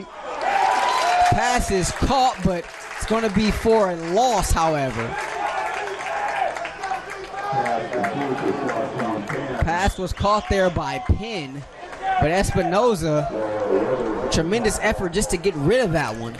And you saw the snap on the throw there, Rahshaun. In the first half, he had that dead duck that went straight up and straight down into the awaiting arms of San Diego Mesa. But on that one, he had a quick snap on the throw and still tried to get it out towards Atencio. I'll tell you, every time the Olympians are coming on that punt, they've been unable to get to Fisher, though. Rustlers did have a punt blocked a week ago. It was off the foot of Fisher against Fullerton. But he's able to get this one off, and the Olympians will have it inside their own 20 down at the 18-yard line as well. They'll start this drive. Don't forget, Golden West Rustler football right here on SportsNetUSA.net is brought to you by Miller Toyota of Anaheim, where service and parts is open 7 days a week for your convenience. Make sure you check out the alignment, brake, and oil change specials on the web at MillerToyotaofAnaheim.com, located at the 91 and Euclid. Miller Toyota of Anaheim supports community college sports and education. 12:48 left here in this third quarter. First play of the half for the Olympians from scrimmage is a run, and they get about 1 on it. As the Rustler defensive line converge, gang tackling, old school style, in the words of the former Buena Park head coach Frank Size. I'll tell you what, Milan Grice has been phenomenal, and he did not get a touch last week. Did not talk to the coaching staff about that. Actually, he got 1 carry last week, but he's been pretty much the featured back this week. Dunninway finds Grice. There he is again out of the backfield, and Grice across the 25-yard line and out of bounds at the 26. Nice little 7-yard pickup there on the dump off from Dunninway as we approach 12 to play here in this third quarter. A 21-7 game. I don't think any of us expected this on our way down here this morning or preparing for the game all week long. I'll tell you who may have expected it. Gary Watkins was about as optimistic as ever when I spoke with him earlier this week. Dunninway hands it off. Rice again across the 30, a first down and more as he's out of bounds at the 31-yard line. 5-yard pickup. Move those sticks for the Olympians.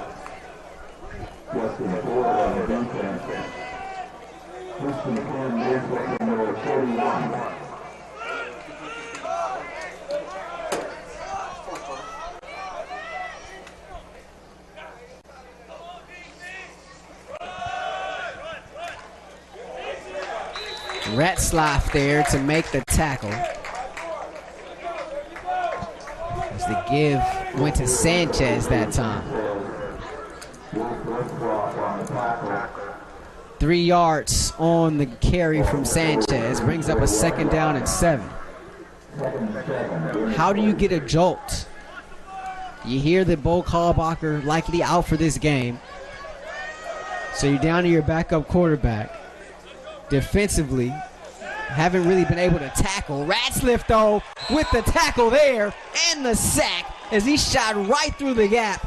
And he floors the quarterback Dunninway. And I think that answers your question there, Rahshaun. How do you get a jolt? You have to look to the defense. Defense all afternoon hasn't been able to wrap up and finish tackles. Right there, you finish off a sack. As soon as you get to the quarterback, things are going to open up for you because you'll get better field position if you can wrap up on the first tackle. What a weird night here in San Diego. America's finest city has been a little spooky for the guys in white here tonight. Approaching 10 to play here in the 3rd.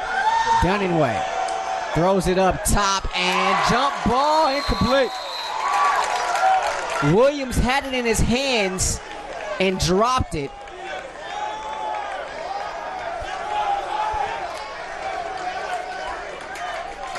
Cyrus Collins, the freshman out of Orange, on the coverage.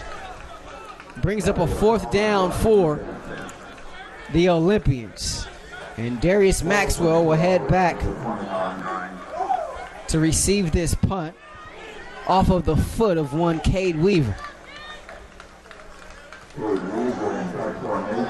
Maybe you get a block here. Maybe just send everybody. Pressure came, but we were able to get it off. Maxwell tells everybody to get away. Ball rolls out of bounds at around the 40-yard line. Espinoza shows he can run. Passing game, not so much. A passing game, for all intents and purposes, has been abysmal here in this game. Rustlers were 2 of 17 in the first half. And both of those completions belong to Kalbacher. He was 2 for 10 before he exited. Espinoza has completed 2 passes here in this second half. Those are his first 2 of the game. He started 0 for 7. It's like a 3-point shooter. Just can't get hot. Maybe that will get him going here. Actually, just 1 completion because the other one was called back by Atencio. And this run is taken back for a loss.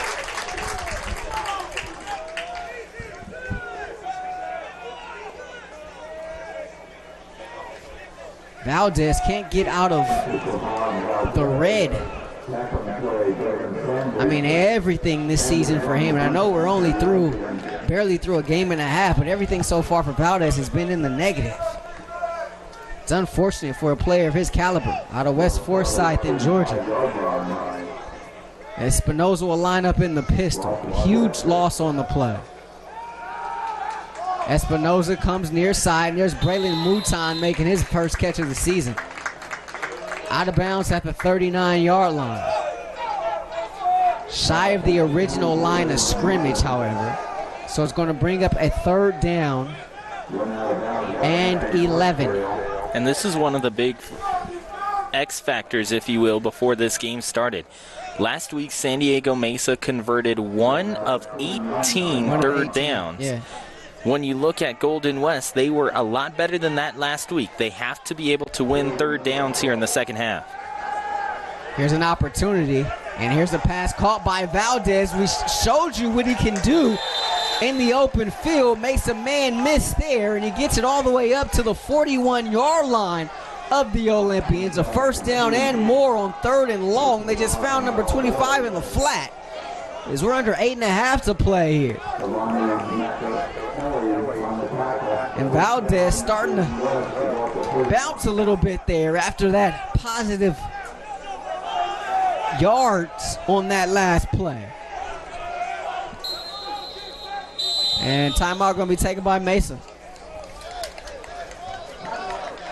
And you look at the concentration by Valdez as he ends up seeing that one. It's the throw is in front of him by maybe a stride. He catches it on his fingertips, bobbles it for a second, but continues to stare down at the football, make sure that he has it with both hands, and then looks upfield. A lot of times you'll see receivers coming out of the flat, and as soon as they see that ball coming towards them, they take a peek upfield to see what they have to run with, and in turn, when they go back for the football, it's already gone. On that play, Valdez makes sure he secures the football and then looks upfield. And credit him because he made a nice job just to get to that ball. Nice catch there by Valdez. So here we go. 1st down and 10 for the Rustlers following the Mesa timeout. Ball at the Olympian 41-yard line. Nathaniel Espinoza, the freshman out of CDM, in there for the injured Bo Kalbacher. And Valdez with a positive run there as he picks up 6 up to the 35-yard line. Now, if they can get 25 going, Ryan Osborn, I tell you, he can be productive. But it takes an effort, a collective effort, that is. Takes a village, in all honesty, to have a great running game.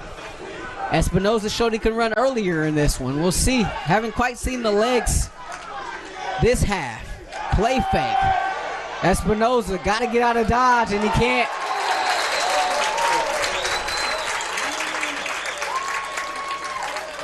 And that's where you see that freshman quarterback start to enter play as he ends up rolling over to his left, though he's well outside the pocket, well outside the box. He had a chance to just dump it off and get back to the original line of scrimmage by throwing the ball away. Instead, he takes it himself and goes for negative yardage. Isaiah Sales and Hugh Anthony combined on that sack. Hugh Anthony's having himself a game, right? That's another half a sack you can add to his total. And the big fella has an interception as well. Hugh Anthony now with 2 sacks in this ball game. He had a sack and a half in the first half. 6:46 left here in this third quarter. Espinoza tries to get away. Espinoza running for his life. Espinoza sacked again. Hugh Anthony got there again. This time he had help from Devin Sanders. A huge loss on the play and enter the punting unit on what's going to be a 4th and forever for the Rustlers. Second straight play for Espinoza that he has a chance to throw it away and just relinquishes those yards. He's a freshman, folks. Thought he was going to play last week. Didn't see any action. Kind of thrust into there this week. Fisher gets this one away, but the pressure was there again. Rahshaun Brown takes this one, has a mini crease, but it closes quickly, I should say, as Fuga was there on the special teams, leading a host of Rustlers to get to him.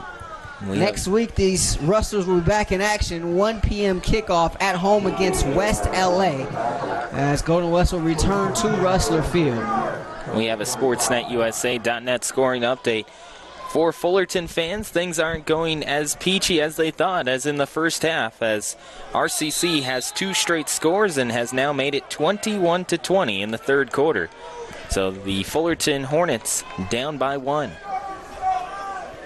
Dunningway is back to work. 1st down and 10 from his own 25. Oh, another big hit.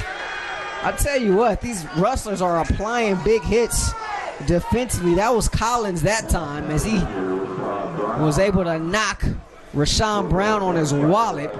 Incompletion there by Dunningway. My mistake. Another SportsNetUSA.net scoring update. A 76-yard touchdown throw for Fullerton College's Gresh Jensen. And now it's going to be a 26-21 lead for Fullerton. Oh, wow. Reigning back-to-back national champs out there at RCC. trying to do some things. Here's Dunaway. He escapes, ball's on the turf, fortuitous bounce goes right back to him though. Rustlers still get a sack as Ratcliffe was able to take down the quarterback of the Olympians, but wow, that was almost the turnover forced that this defense needed. And you talk about that fortuitous bounce, great pickup there, Rahshaun, because that ball ends up popping up on the nose and goes right back up to him. Normally, if it sticks on the nose, it bounces away. Not the case this time, and San Diego keeps it. 2nd and 21. They go to the ground, and Grice is going to be thrown to the turf by Ratcliffe. And that'll enter the punting unit on 4th down. So the defense for the Rustlers holds, but offensively, what can this team do?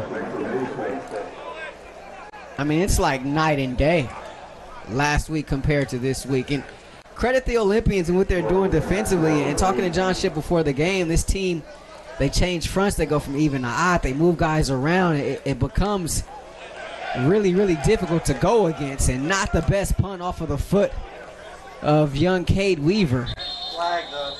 There is a flag on the play, however. Flag is back at the 16-yard line. So Dave Garza and his crew will try to sort this thing out. It was a 4th down and long. If it's roughing the kicker, then that'll be an automatic 1st down. If it's running in 2, it'll only be a 5-yard penalty. But the officials are going over to the Golden West sideline right now, so you got to imagine this is against Mesa. It's going to be a hold against Mesa, declined, as the Rustlers will hold on to the good field position, and so they'll take over 1st down and 10 inside Mesa territory. Ball at the Olympian 36-yard line. You start to look at the clock now. 4:18 left in this 3rd quarter. Rustlers have not put any points on the board since the opening possession of this ball game. Mesa has scored 21 unanswered.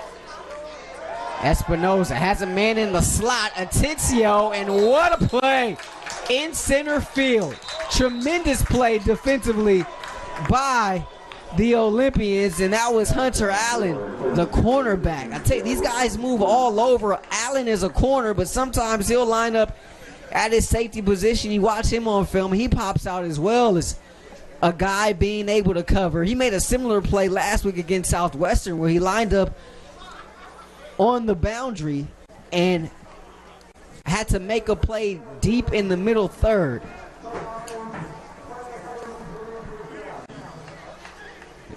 Compound things, it's going to be an ineligible downfield against the Rustlers. I've seen more ineligible downfield tonight than I've seen in a long time.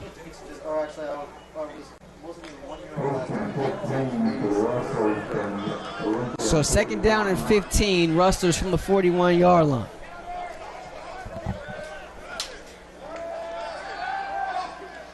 Quick pass to the far sideline. Barksdale there on the coverage. Pass was complete to Atencio. Quick hitter, but only good enough for 2 yards.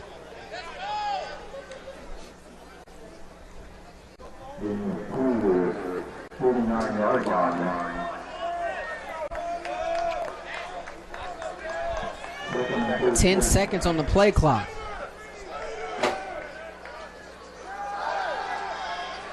Espinoza, and over the head of his intended wide receiver, Atencio. It's going to bring up a 3rd down and long.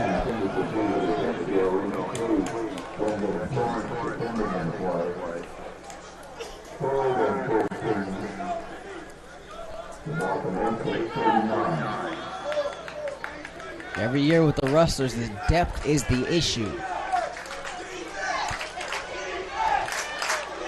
course, one of the positions where any team really can ill afford to lose the guys at quarterback. No Callbacher tonight. Espinoza escaping. Espinoza tucking and running. Doing what he does best, but he drops it. Ball on the turf. Mesa has it.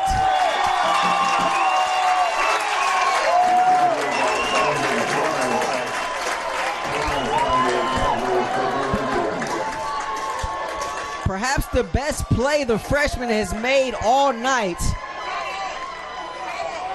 ends up resulting in a turnover at the tail end as ball security becomes an issue and Nathaniel Espinoza puts the ball on the turf.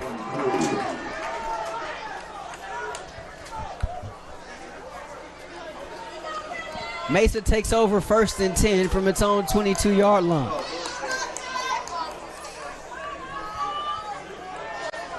And that for Golden West was like trying to take the medicine. It's something that you needed, but it ends up with a bad aftertaste as they had that big play that they absolutely needed, just couldn't finish.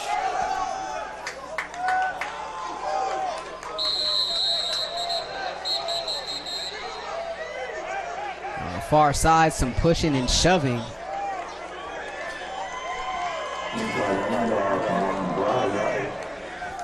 Frustration starting to boil over here for the Rustlers. There's around 3 minutes left in this third quarter. 21-7. It's a 2-yard gain on that play. 2nd down and 8. Dunningway rolling. Incomplete. Rahshaun Brown unable to come down with that. Kramer there on the coverage. That is the 4th big hit that Kramer has put on a wide receiver for San Diego Mesa tonight.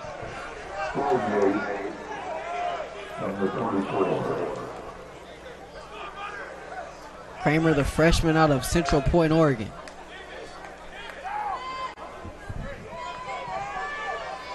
Six, 295 pounds. Coaching staff loves these freshmen. They're pretty deep at that position. They're all young, though. 2nd and 8 from the 24. Bull rush. And Dunningway has no choice but to just throw that one away.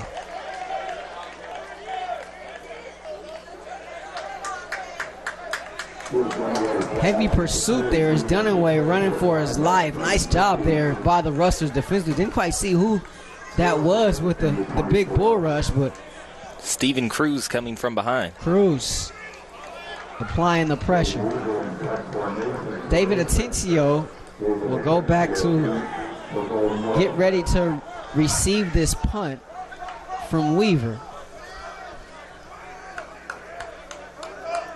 Mesa still shuffling guys in and out. 4 on the play clock now. Low snap. Weaver picks it up and gets rid of it. Nice kick into the San Diego sky. Atencio calls for a fair catch and makes it at the 40-yard line.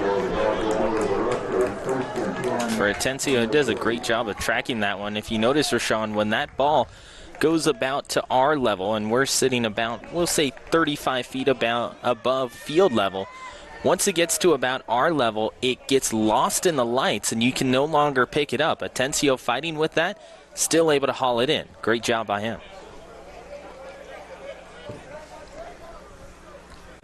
Espinoza with an interception tonight. Fumbled on the last possession. Will come back to work. Hands it off to Roper. And Roper hit backwards. You can hear the collision from all the way up here.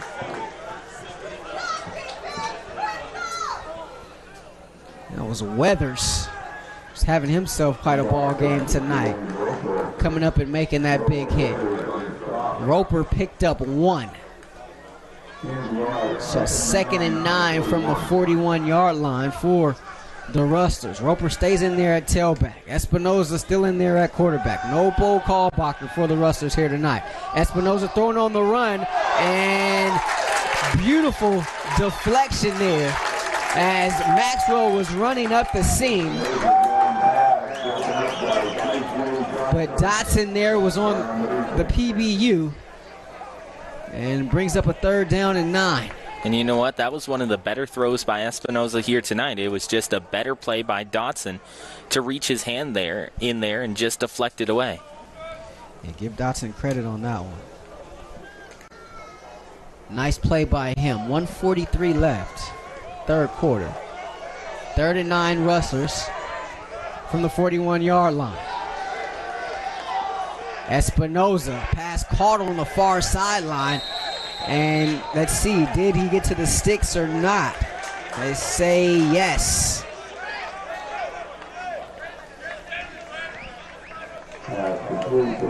So that was Mouton on the catch. He gets to the 49-yard line. They give him the forward progress. So barely the Rustlers inch themselves towards or into Mesa territory. 1st and 10 from the Mesa 49-yard line. Roper takes the carry. Picks up 4 to the 45. And under a minute left. From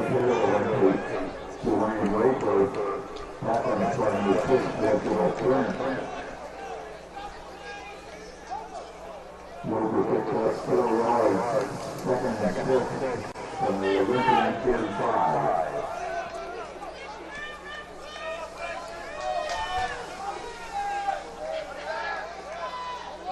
Second and 6 from the 45. Espinoza on the RPO finds Maxwell in the flat. And Maxwell gets close to a 1st down. I think he got out of bounds right before the sticks. Got out of bounds at the 40-yard line. Definitely could have gotten the 1st down there, but I'm not sure he was aware of where the sticks were.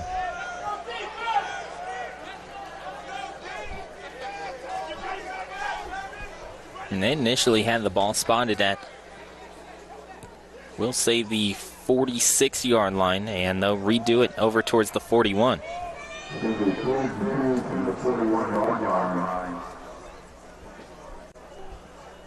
And the Rustlers will be content allowing time to expire here on the 3rd. So we're through 3 in San Diego. The final 15 minutes to come. And for the Rustlers, it'll be an uphill climb. Trailing this one 21-7. As you're watching Golden West football right here on SportsNetUSA.net. Rahshaun Haylock alongside Ryan Osborn. Manning the controls here in the 619. Osborn doing it all. Hosting halftime, running the camera.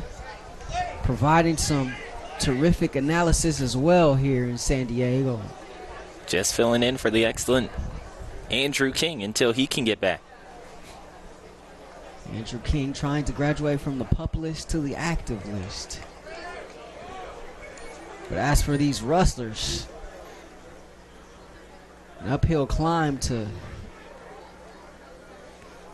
try to get something going here. In case you're just joining us, Nathaniel Espinoza in there at quarterback. In for the injured Bo Kalbacher.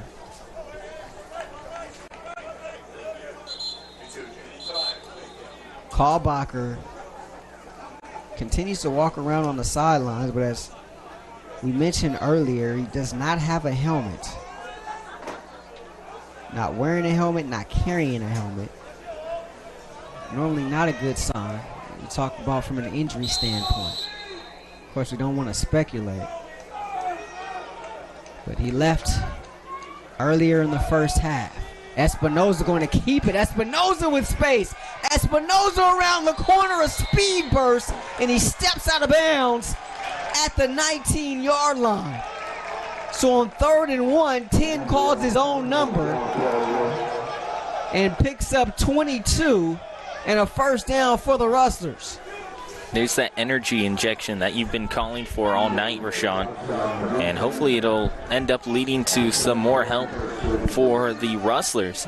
If you have a quarterback who has the ability to move things to the outside and run it himself, it can only help by opening things up for a guy like Valdez. Mouton is split wide to the top of your screen. Dorsey at the bottom. They go bootleg. Defense is all over it, and Espinoza just trying to get out of dodge. Going to lose 3, however, on the sack by guess who? Hugh Anthony there once again. Anthony is having himself a night.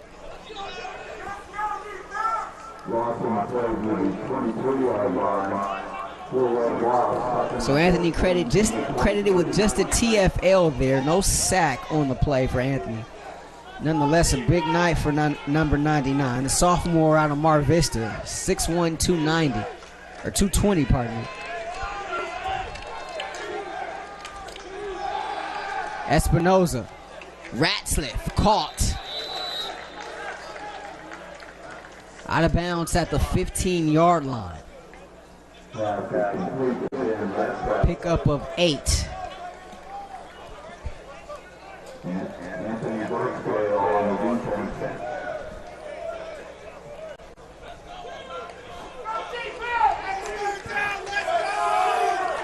So a 3rd down and 6. First down markers at the 10-yard line. Espinoza over the middle, caught! End zone! Touchdown, Rustlers!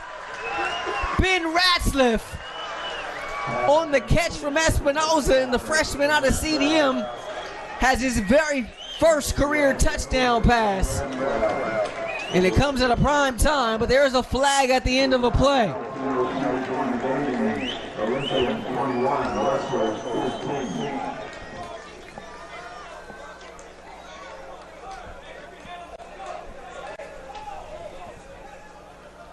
For Ratzliff, that's touchdown number 4 on the year. But you put an asterisk by it. I'll get to that in a second.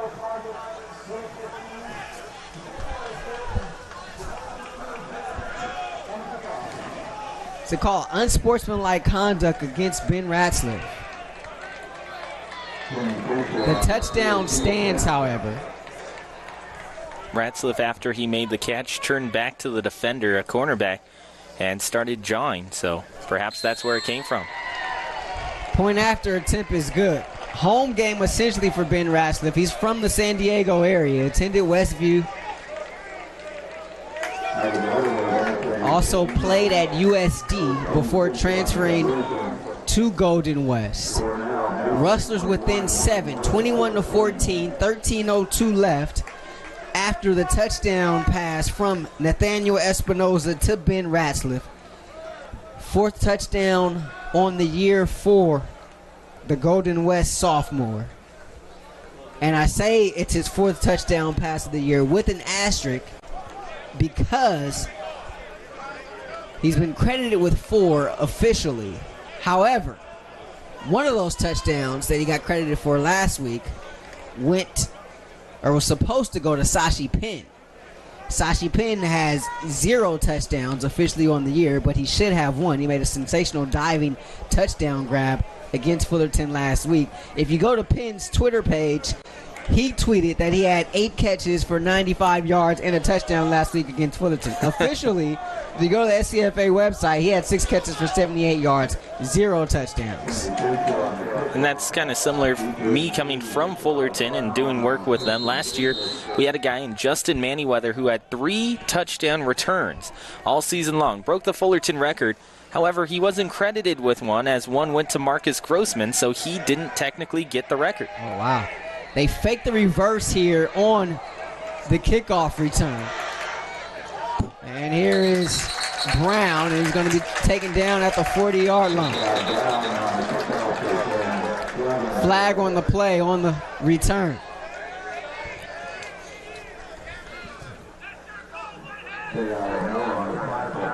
Pleading his case is Ramsey Al Sherman of the Rustlers. You got to imagine maybe he was the guilty culprit.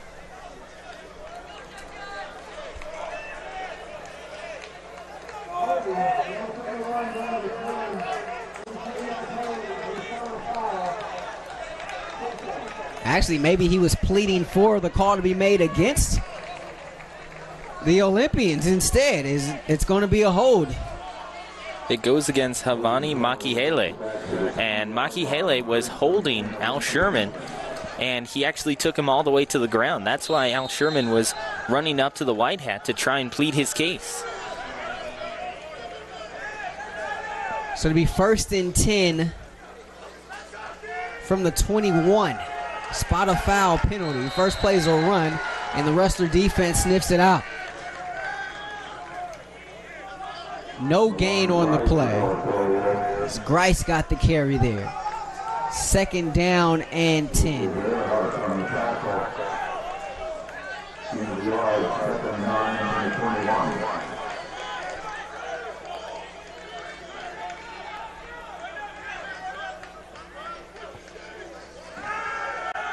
Dunningway.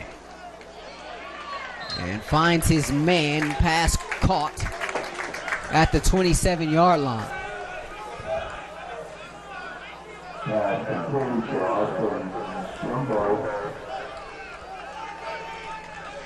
Austin Rumbo making the catch there, his first catch of the game. Pickup of 7, going to bring up a 3rd down and a short 3, a long 2.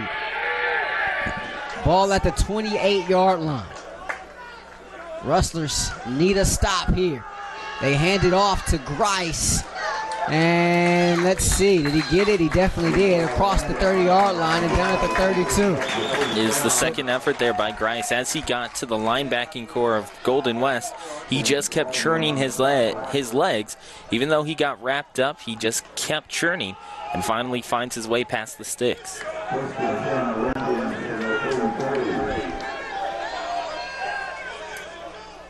So a fresh set of downs for Mesa. 1st and 10 from their own 33-yard line. Dunningway with 4 wide receivers. They go to the ground one more time. And nice job defensively by the Rustlers to sniff that out. James Baldwin got in there. Also there was Kevin Miminger.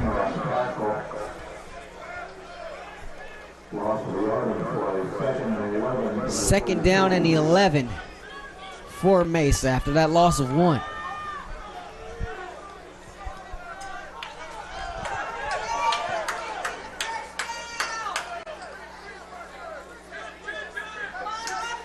Ball at the 32-yard line. Dunningway in the slot again, and another catch there as these Mesa receivers just finding that soft spot in the zone. It was McManus that time.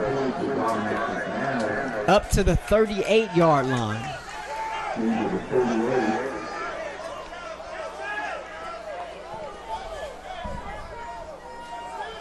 Seven yards on the pickup.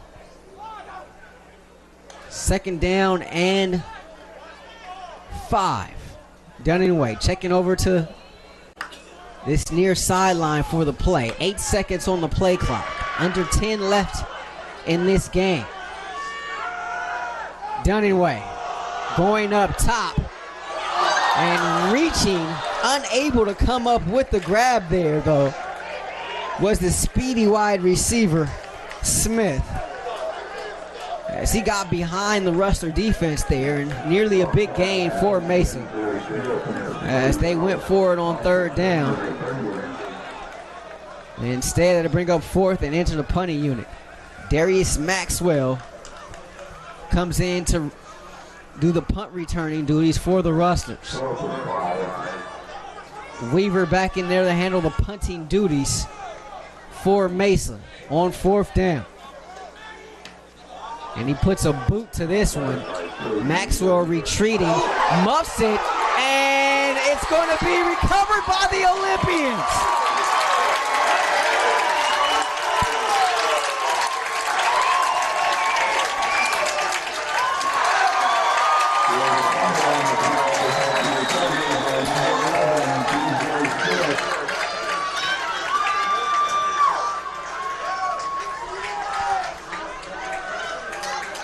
Matt Kane on the fumble recovery.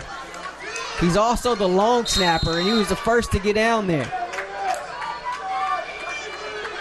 Maxwell seemingly rather a little nonchalant there.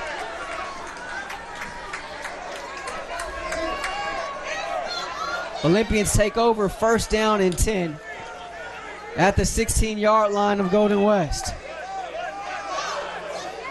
Tutt gets his first carry of the game. Up to the 11, 5-yard pickup, second down.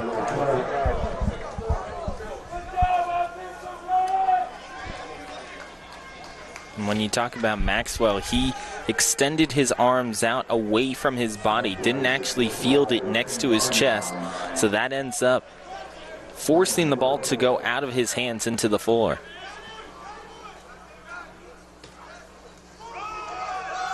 Tutt again. Tutt a speed burst. Tutt into the end zone. Tutt a touchdown for Mesa.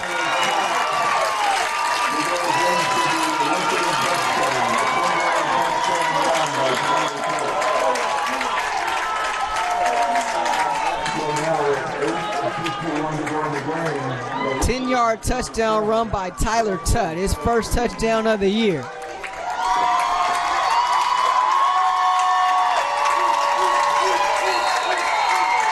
And it's once again a 2-possession lead for Mesa.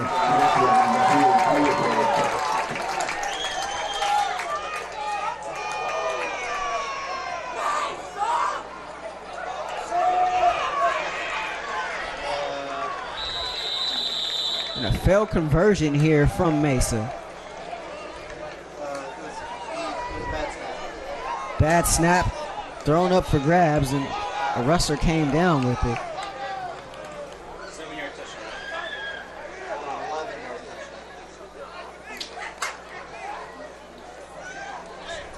So with the failed conversion, it's 27-14 in favor of Mesa. As you're watching Golden West Rustler football right here on SportsNetUSA.net, let us remind you, whenever the Rustlers play right here on SportsNetUSA.net, is brought to you in part by Miller Toyota of Anaheim. Go to their website for today's deals on used cars, including Toyota certified pre-owned vehicles. On the web at MillerToyotaofAnaheim.com, located at the 91 and Euclid. Miller Toyota of Anaheim supports community college sports and education.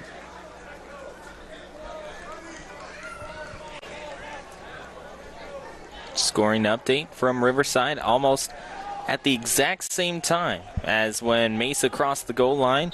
Well, RCC did exactly the same thing, and they now lead it 33-28 after a failed 2-point conversion.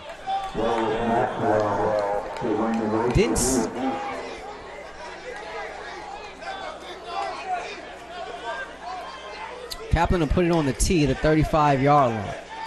Maxwell made for a little redemption here, takes it at his own 12. Stops, tries to reverse fields, and gets thrown to the turf. Excellent special teams play there by the Olympians of Mesa.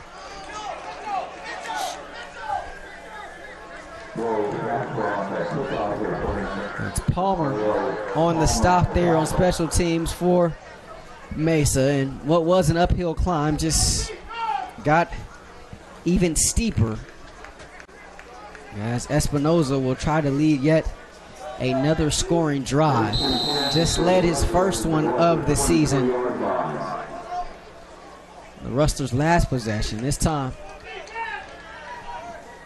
starts on his own 23-yard line. First down and 10. Hands it off to Valdez. Right up the gut, and Valdez down at the 28-yard line. Alan Hancock still with a lead over LA Valley College at 7-0. East LA, as far as we know, still tied at 7 in their matchup.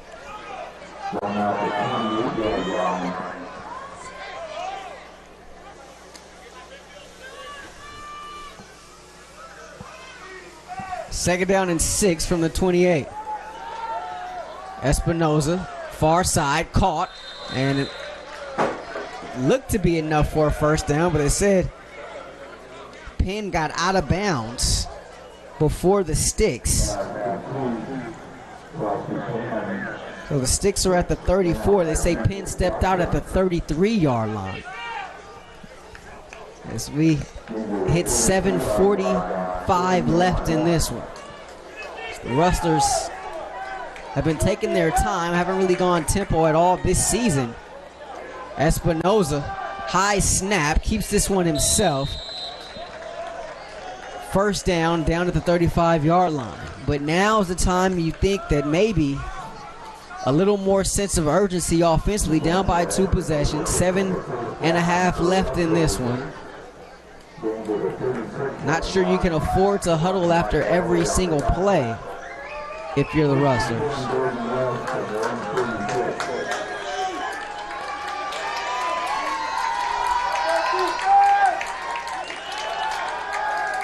Espinoza gets flushed out again. Has some running room. Espinoza just shy of midfield, out at the 48-yard line.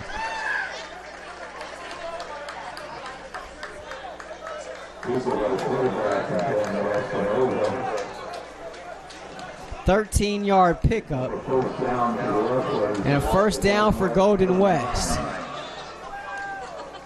Under 7 to play.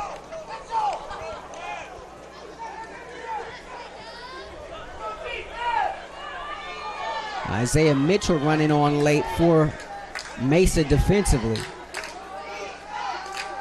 Valdez on the stretch play and gang tackled it just as he crossed midfield, a 2-yard gain.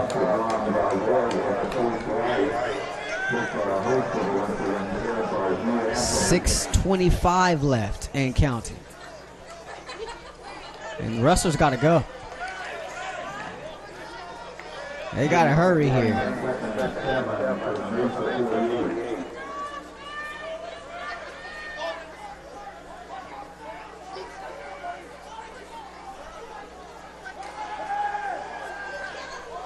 Espinoza is looking down the seam, and that one incomplete to Mouton. And that actually had 2 different opportunities to land in a Rustler's hand. It ends up overthrowing the slot receiver and then moving past towards Mouton.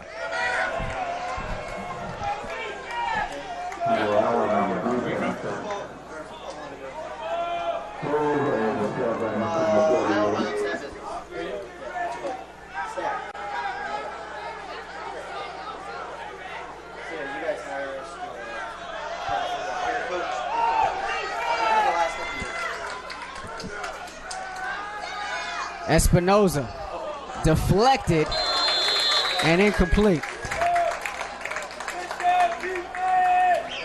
Mouton was the intended target again. And that's going to bring up a 4th down for Golden West. 4th and 7, Rustlers from the Olympian 48-yard line.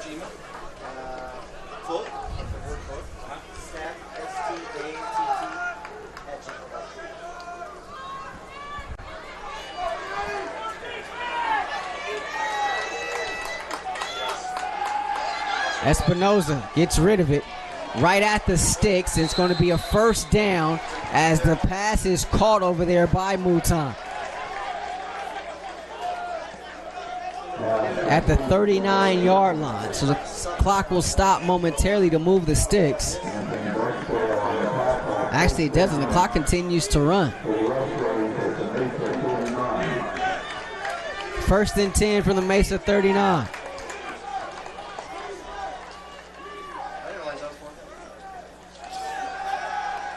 Espinoza heaves it deep, and a nice catch there on that far sideline. Mouton again going up and over the defender inside the 10-yard line. Down at the 9. Looked like he was going against Christian Baker on that right-hand side, who just couldn't find the football. 1st and goal from the 9. Espinoza keeps it himself. Espinoza diving, end zone. Touchdown. Rustlers. So Golden West not done yet. 4:58 to play in this one. Espinoza with the 9-yard rushing TD gets G-Dub within 7 with the point after pending. Fisher to attempt the point after. The snap is good. The hold is good. The kick is up and through. 4:58 to play. Rustlers down by 6. And will be kicking it away to Mesa. And Golden West has all 3 of its timeouts remaining. How about that drive put together by the young fella? And it's a beautiful job of Espinoza learning from his mistakes in the first half. Here on this drive, as Golden West moves up the field, he just makes great decision after great decision. Earlier, I think you have to look back to that play around the 35-yard line in which Espinoza looked to step into the pocket but realized he had no receivers open and turned to his left and realized, hey, there's a wide open field space off to my left-hand side. And so what he does, he steps up into it and ends up coming away with a 15-yard gain to extend the drive and make it a first down. So Fisher will kick this one deep. And a fair catch is going to be called for and made at the 5-yard line. That's an interesting call for San Diego Mesa. That's that new rule in football. If it's inside the 20, you can call a fair catch and you'll get the ball at the 25-yard line. So actually pretty heads-up play there by Rahshaun Brown, the returner.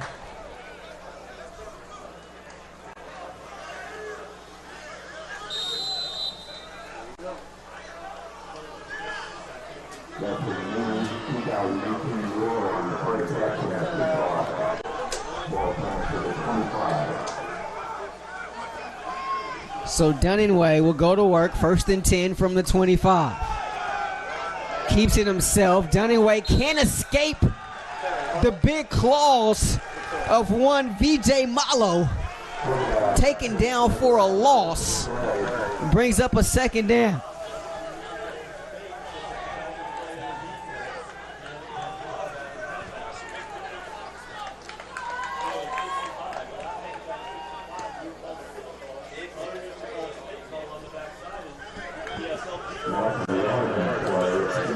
Mesa, of course, in no hurry.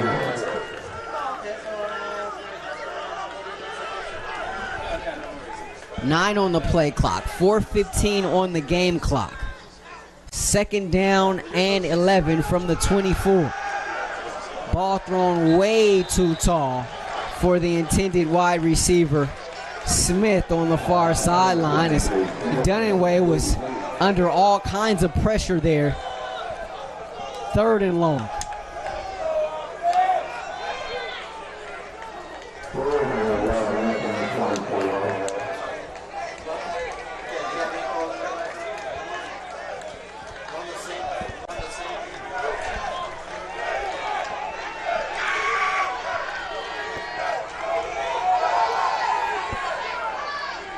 Third and 11 from the 24. Dunningway. Over the middle, pass caught at the 29-yard line, but well shy of the 1st down marker. That was Smith making the grab once again. And that's going to bring up a 4th down.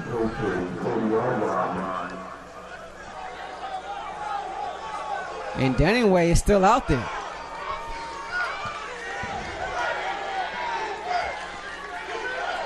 Offense appears to be staying on the field. It's this 4th down and 5 right now from the 30-yard line. It looks like Coach Watkins is going to keep the offense out there, let the play clock run down as he walks over to the field judge, Ryan Castillo. With 1 left on the play clock, he calls a timeout. 2nd charge timeout for Mesa in this 2nd half. They have 1 remaining. The Rustlers have all 3 of their timeouts left. And 3:18 left on the play clock. Do you set up a block here or just a return? A, and B, do you send Darius Maxwell back there? Or do you put Atencio back there? If I'm Golden West, I put 2 guys back there just in case. You're going to sit back and allow them to punt it to you. You have enough time on the clock. That last drive showed that you can move the ball upfield. So if I'm Golden West and Coach Nick Mitchell, I bring out Atencio, I bring out everybody pretty much in the backfield, allow them to punt to me, make sure I have good coverage upfield, and get in the best possible position to start a drive. And it's going to be Atencio. Atencio gets the call. He'll be waiting for the kick from Weaver. 3:18 left. 4th down and 5 here from the 30-yard line for Mesa as Weaver kicks this one away, and it's a nice high spiral kick. Atencio backpedaling, fair catch, makes it at the 25-yard line, and enter one young Nathaniel Espinoza, 5'11", 180-pound freshman out of Corona Del Mar. Did not start this game, did not play last week, although he expected to, but because Bo Kalbacher was playing so great, number 10 never saw the football field at Rustler Field. Tonight, Kalbacher gets hurt in the first half. He is yet to return, and Nathaniel Espinoza in to lead potentially a go-ahead drive here for the Rustlers. Mesa fans cheering loudly. Rustler fans opposite us cheering loudly. Espinoza 1st and 10 from the Rustler 25. First play is a handoff to Valdez, and he gets hit at the line of scrimmage. Picks up 1, brings up 2nd down and 9.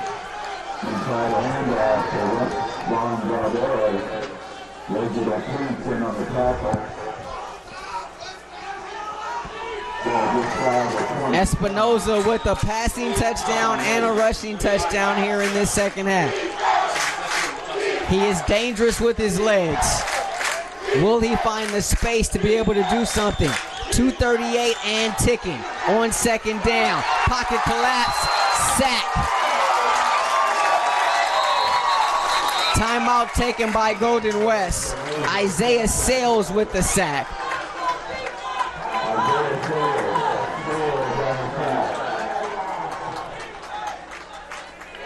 Loss of 6 on the play. It's going to bring up a 3rd down and 15.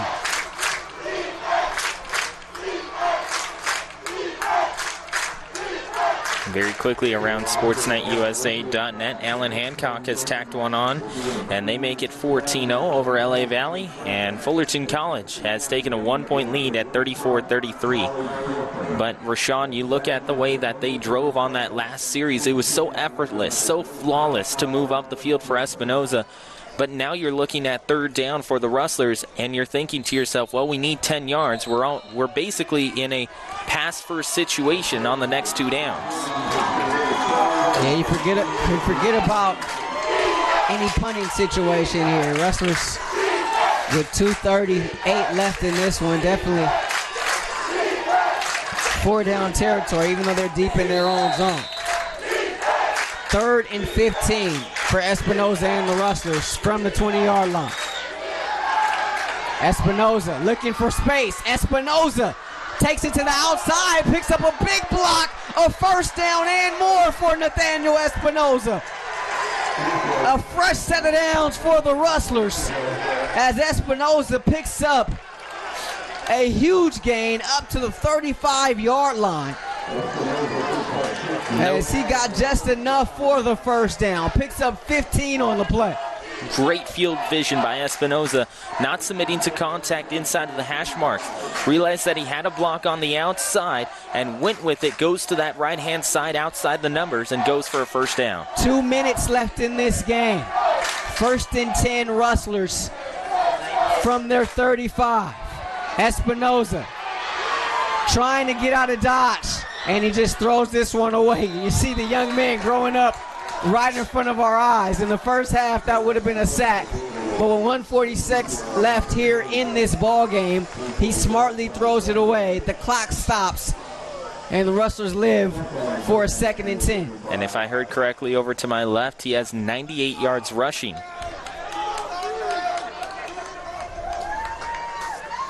Chris helping us out with the stats up here tonight.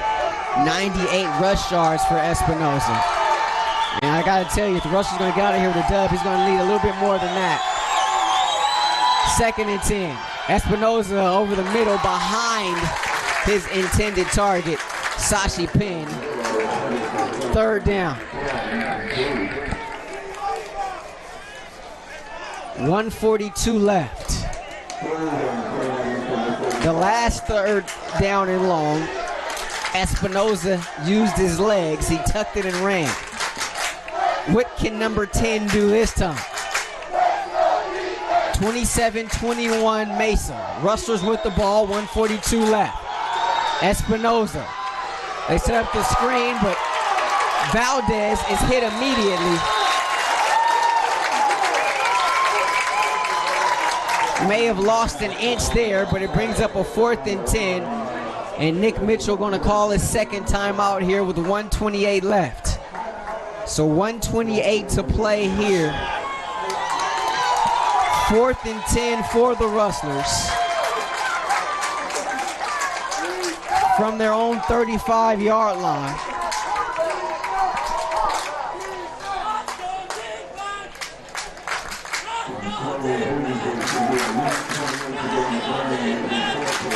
Espinoza's been able to get it done with his legs. A little erratic with his arm. What do you think here? John Shipp may try to dial up. It's interesting because you're in a situation where anybody else in football would look at this match and go, okay, 4th and 10, you're passing it. You obviously need yards quickly, but the way that Espinoza has been playing this afternoon, his legs have been more lethal than his arm. And it's more of a risk to go to the air than it is to open things up to the outside for Espinoza. So if you're Golden West College, I think what you want to look for is something with heavy blocking to the outside and let Espinoza beat Mesa with his legs. Mesa fans on their feet.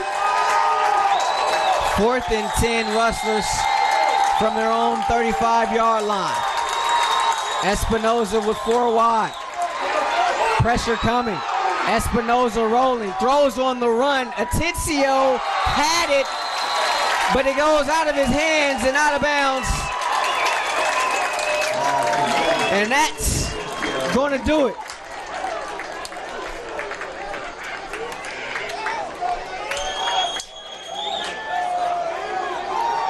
Espinoza did a good job just to be able to get that one off. Pressure was coming from his front side in the form of Isaiah Sales. He threw that one high for Atencio. His fellow freshman out of Huntington Beach was able to go up and get his hands on it, but he couldn't come down with it. And the Rustlers, with 1 timeout left, pretty much sealed their fate here in the first of 3 trips to San Diego this season. This first one, going to wind up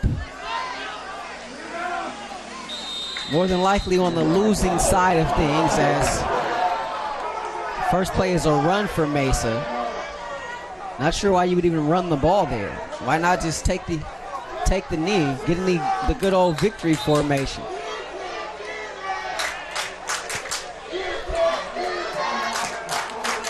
Rustlers take a timeout with 1:10 left. It's their final timeout, so they cannot stop the clock any longer. They're going to say that Golden West actually does not have a timeout to burn, so the clock is just going to keep running.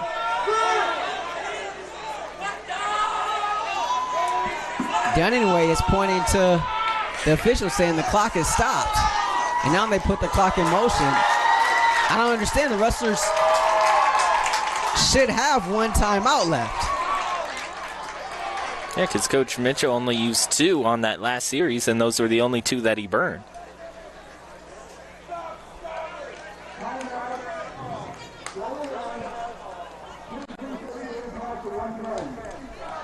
So they did call a timeout. They did indeed have 1 left. So Dave Garza tells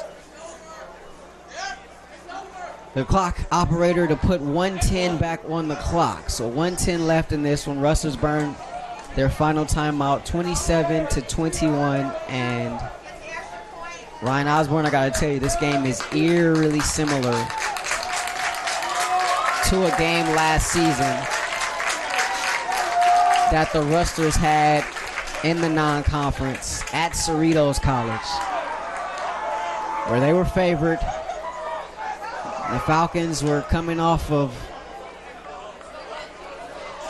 a game in which they didn't look that great, much as this Mesa team did here tonight, and it was expected that the Rustlers would come in and pick up a win on the road at Falcon Stadium, a game that they likely should have won and against an opponent that they likely should have beaten.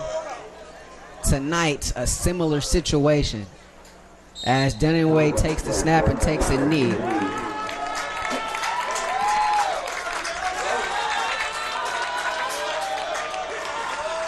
Little different circumstances, however, between that game and this game. Last year, Kalbacher was already out, so Joe Pyle was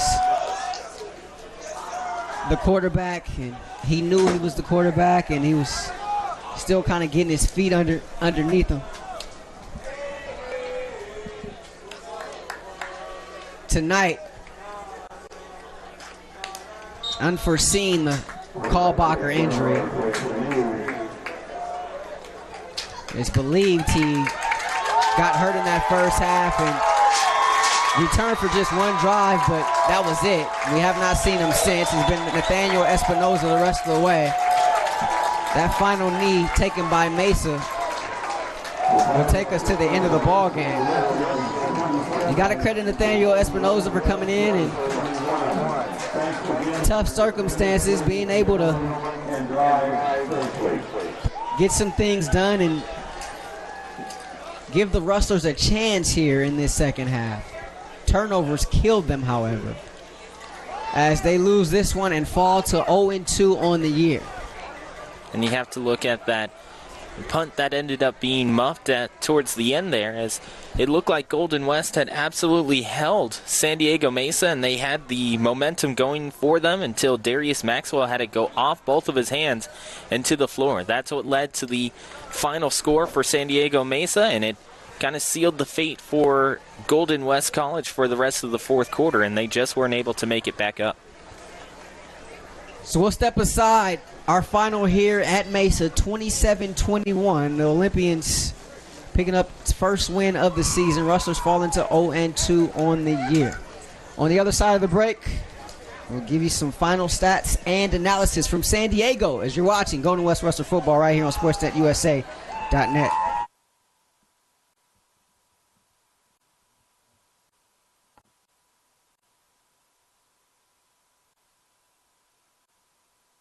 Rahshaun Haylock here with you alongside Ryan Osborn. Tough pill to swallow here for the Rustlers here tonight on the road. They ended up closing the gap as far as total yards go. The disparity wasn't as wide as it was in the first half. It was 255 to 91 in the first half.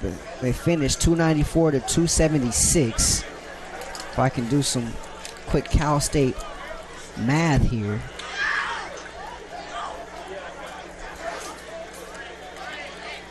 They held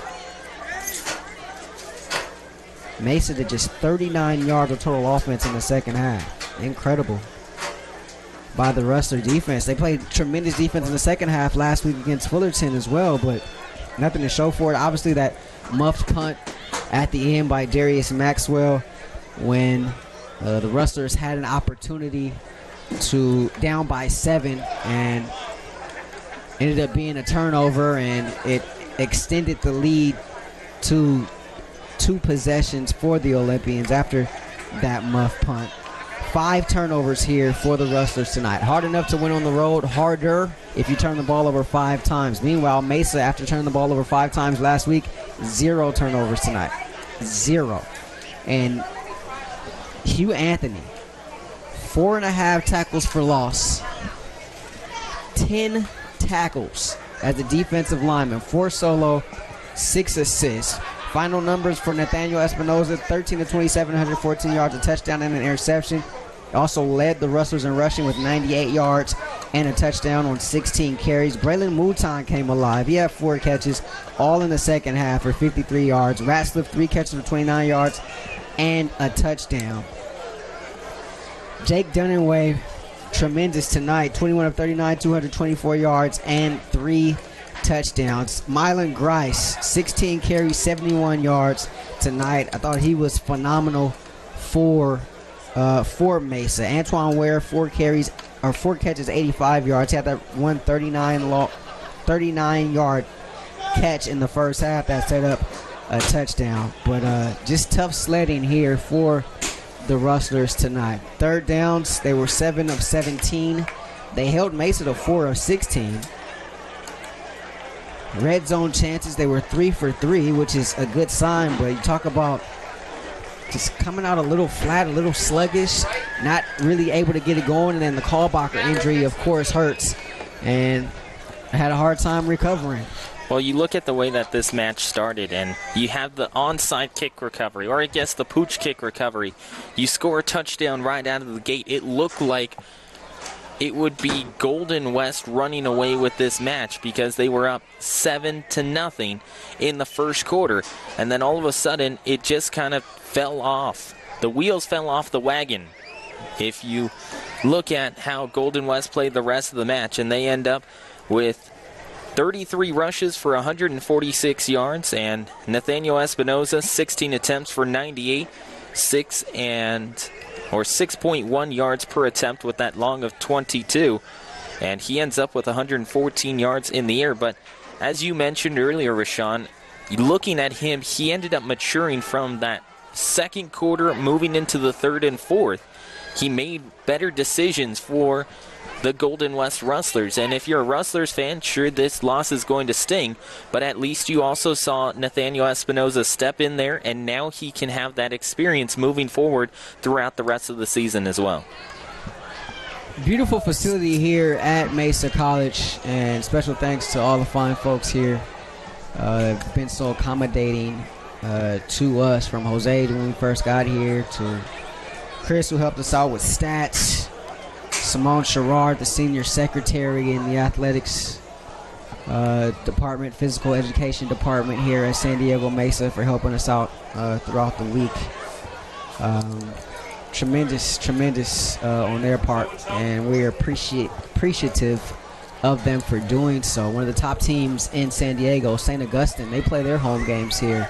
The Saints, St. Augustine High School, along with some other big time games they have here, as Ryan told you during halftime, if you were tuning in.